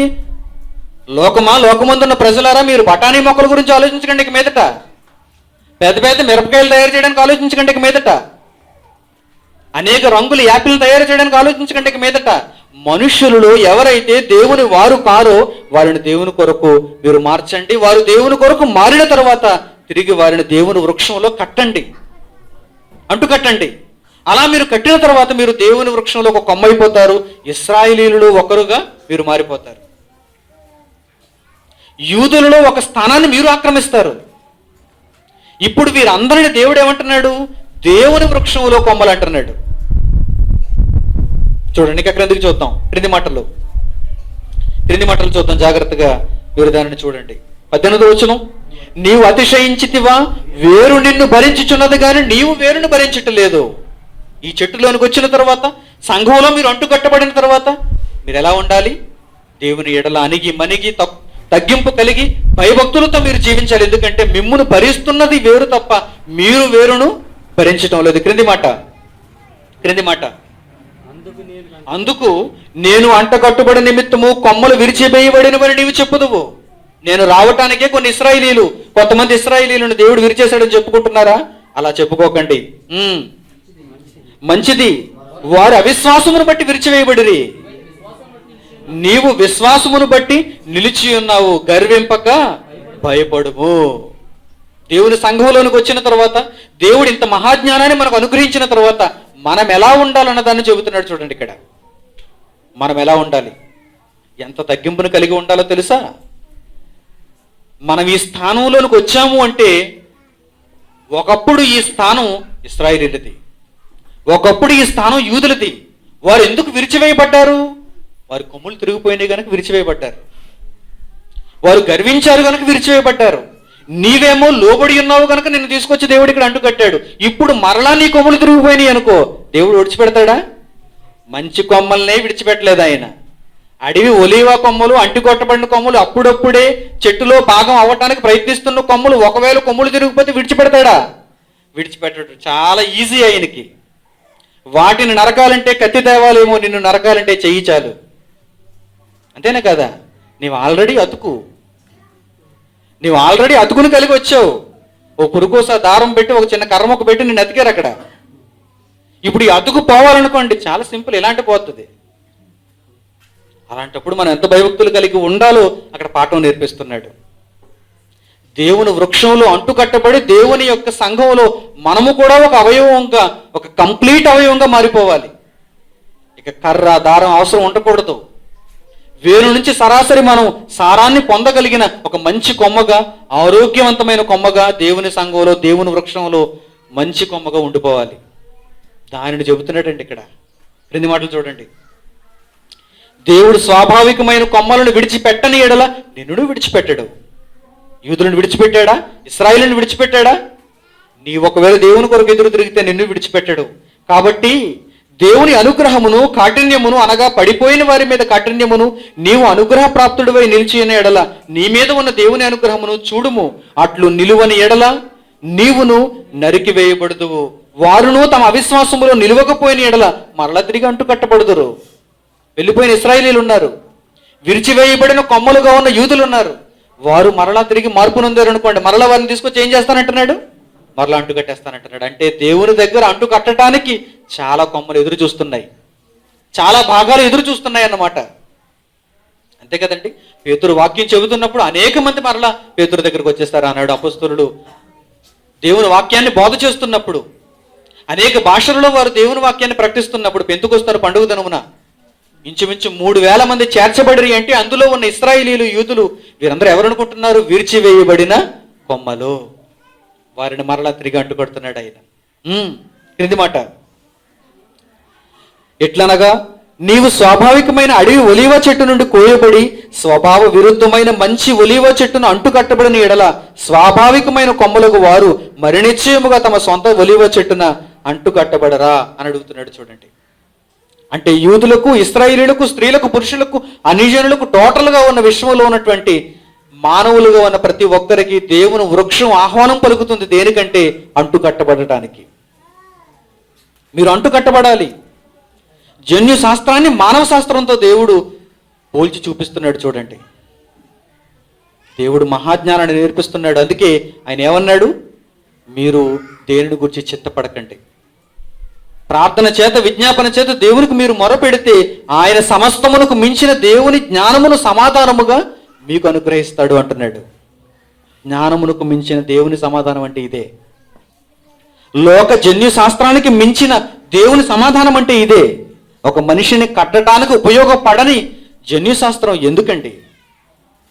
ఒక మనిషిని బ్రతికించడానికి ఉపయోగపడని బఠానీ గింజ ఎందుకండి? అది లావుదైనంత మాత్రాన, అది ఆకలి తీర్చేదైనంత మాత్రాన ఎందుకు చెప్పండి? మట్టిలో తిరిగి చేరిపోతాం కదా. కానీ దేవుడు మహాలోకాన్ని ఇవ్వటానికి అంటు కట్టబడమంటున్నాడు. పరలోకాన్ని మనలను చేర్చటానికి దేవుడు లేని అవకాశాన్ని కల్పిస్తూ స్వాభావిక విరుద్ధమైనటువంటి సంగతిని కూడా అంటు కట్టడం ద్వారా, జన్యు శాస్త్రం ద్వారా మానవ జీవితాలను తిరిగి కడుతున్నాడు చూడండి, బాగు చేస్తున్నాడు చూడండి. Bible versus science. సైన్స్ మనిషిని నాశనానికి నడిపిస్తుంది. బైబిల్ సాధ్యం కాని దానిని కూడా సాధ్యపరుస్తూ యూదులకు, ఇశ్రాయేలులకు ఉన్న అవకాశాన్ని అన్యజనులకు కూడా అనుగ్రహిస్తూ మహాలోకాన్ని మనుషులకు అందజేస్తుంది. ప్రార్థన చేసుకుందాం. తరలు వంచి ప్రార్థనలు ఏకీభవించండి. పరలోకముందున్న మా తండ్రి, మీరు అనుగ్రహించిన జ్ఞానము లోకంలో ఉన్న సమస్త జ్ఞానము కంటే మించినదని, మీ సమాధానము జగదుత్పత్తికి ముందే మా కొరకు మీరు మా మహిమ నిమిత్తము నియమించినదని మేము ఎరిగి ఉన్నాం. తండ్రి, మీరు అందజేసిన ప్రతి మాటను మా జీవిత కాలమంతా జ్ఞాపకమందు ఉంచుకొని వాటిని నెమరు వేసుకుంటూ దాని ప్రకారము జీవిస్తూ మార్పు కలిగిన జీవితాన్ని కలిగి అనేక మందికి దీనిని పంచిపెట్టగలుగుటకు మాకు సహాయం చేయండి. మీరు ద్వేషింపకున్నా, అందరినీ మీరు ఆహ్వానిస్తున్న లోకమే మీ యందు ఉన్న శక్తిని, మహాజ్ఞానమును తెలుసుకొనక మిమ్మల్ని ద్వేషిస్తుంది. వారి అజ్ఞానాన్ని వారికి మరల చూపించి మీ జ్ఞానము చేత వారిని వెలిగించి మీ వృక్షములో వారిని తిరిగి వేరు నుంచి సారాన్ని పొందగలిగే ఒక మంచి కొమ్మగా కట్టుకొటకు వాక్యము ద్వారా వారందరినీ మీ జ్ఞానమందు పెంచుటకు మాకు సహాయం చేయండి. బాప్తిస్మం ద్వారా మమ్మల్ని అందరినీ మీరు అంగీకరించి మీ వృక్షములో మంచి కొమ్మలుగా మమ్మల్ని అందరినీ అంటుకట్టారు. ఆ స్థానాన్ని బదిలిపరుచుకొని మీ కొరకు నిరంతరము జీవించే నిమిత్తము మీ సహాయం మాకు అనుగ్రహించండి. మరలా ఈ వృక్షం నుండి వైదొలగకుండా వేరు నుంచి సారాన్ని పొందే మంచి కొమ్మగా బ్రతుకగలుగుటకు మీ కృపను అనుగ్రహించమని కోరుకుంటూ, విన్న ప్రతి ఒక్కరూ మీ మాటల ఎడల ఆసక్తిని కలిగిన వారై, మీ వాక్యమును అంగీకరించిన వారై తమ ఆత్మను రక్షించుకునే భాగ్యము పొందగలుగుటకు సహాయం చేయమని వేడుకుంటూ, యేసుక్రీస్తు వారి శరీరమునకు సాదృశ్యంగా రొట్టెను, ఆయన కార్చిన రక్తానికి సాదృశ్యముగా ద్రాక్షరసాన్ని మేము స్వీకరించి ఆ క్రీస్తు ప్రేమను పొందిన వారమై, సమస్త జ్ఞానమును మించిన వారమై మీ కొరకు జీవించుటకు సహాయం చేయమని వేడుకుంటూ, యేసుక్రీస్తు వారి ద్వారా ఈ ప్రార్థన విన్నపములన్నింటినీ పరలోకమందున మీ సన్నిధికి చేరుస్తున్నాం తండ్రి. ఆమేన్. అందరికీ వందనాలు.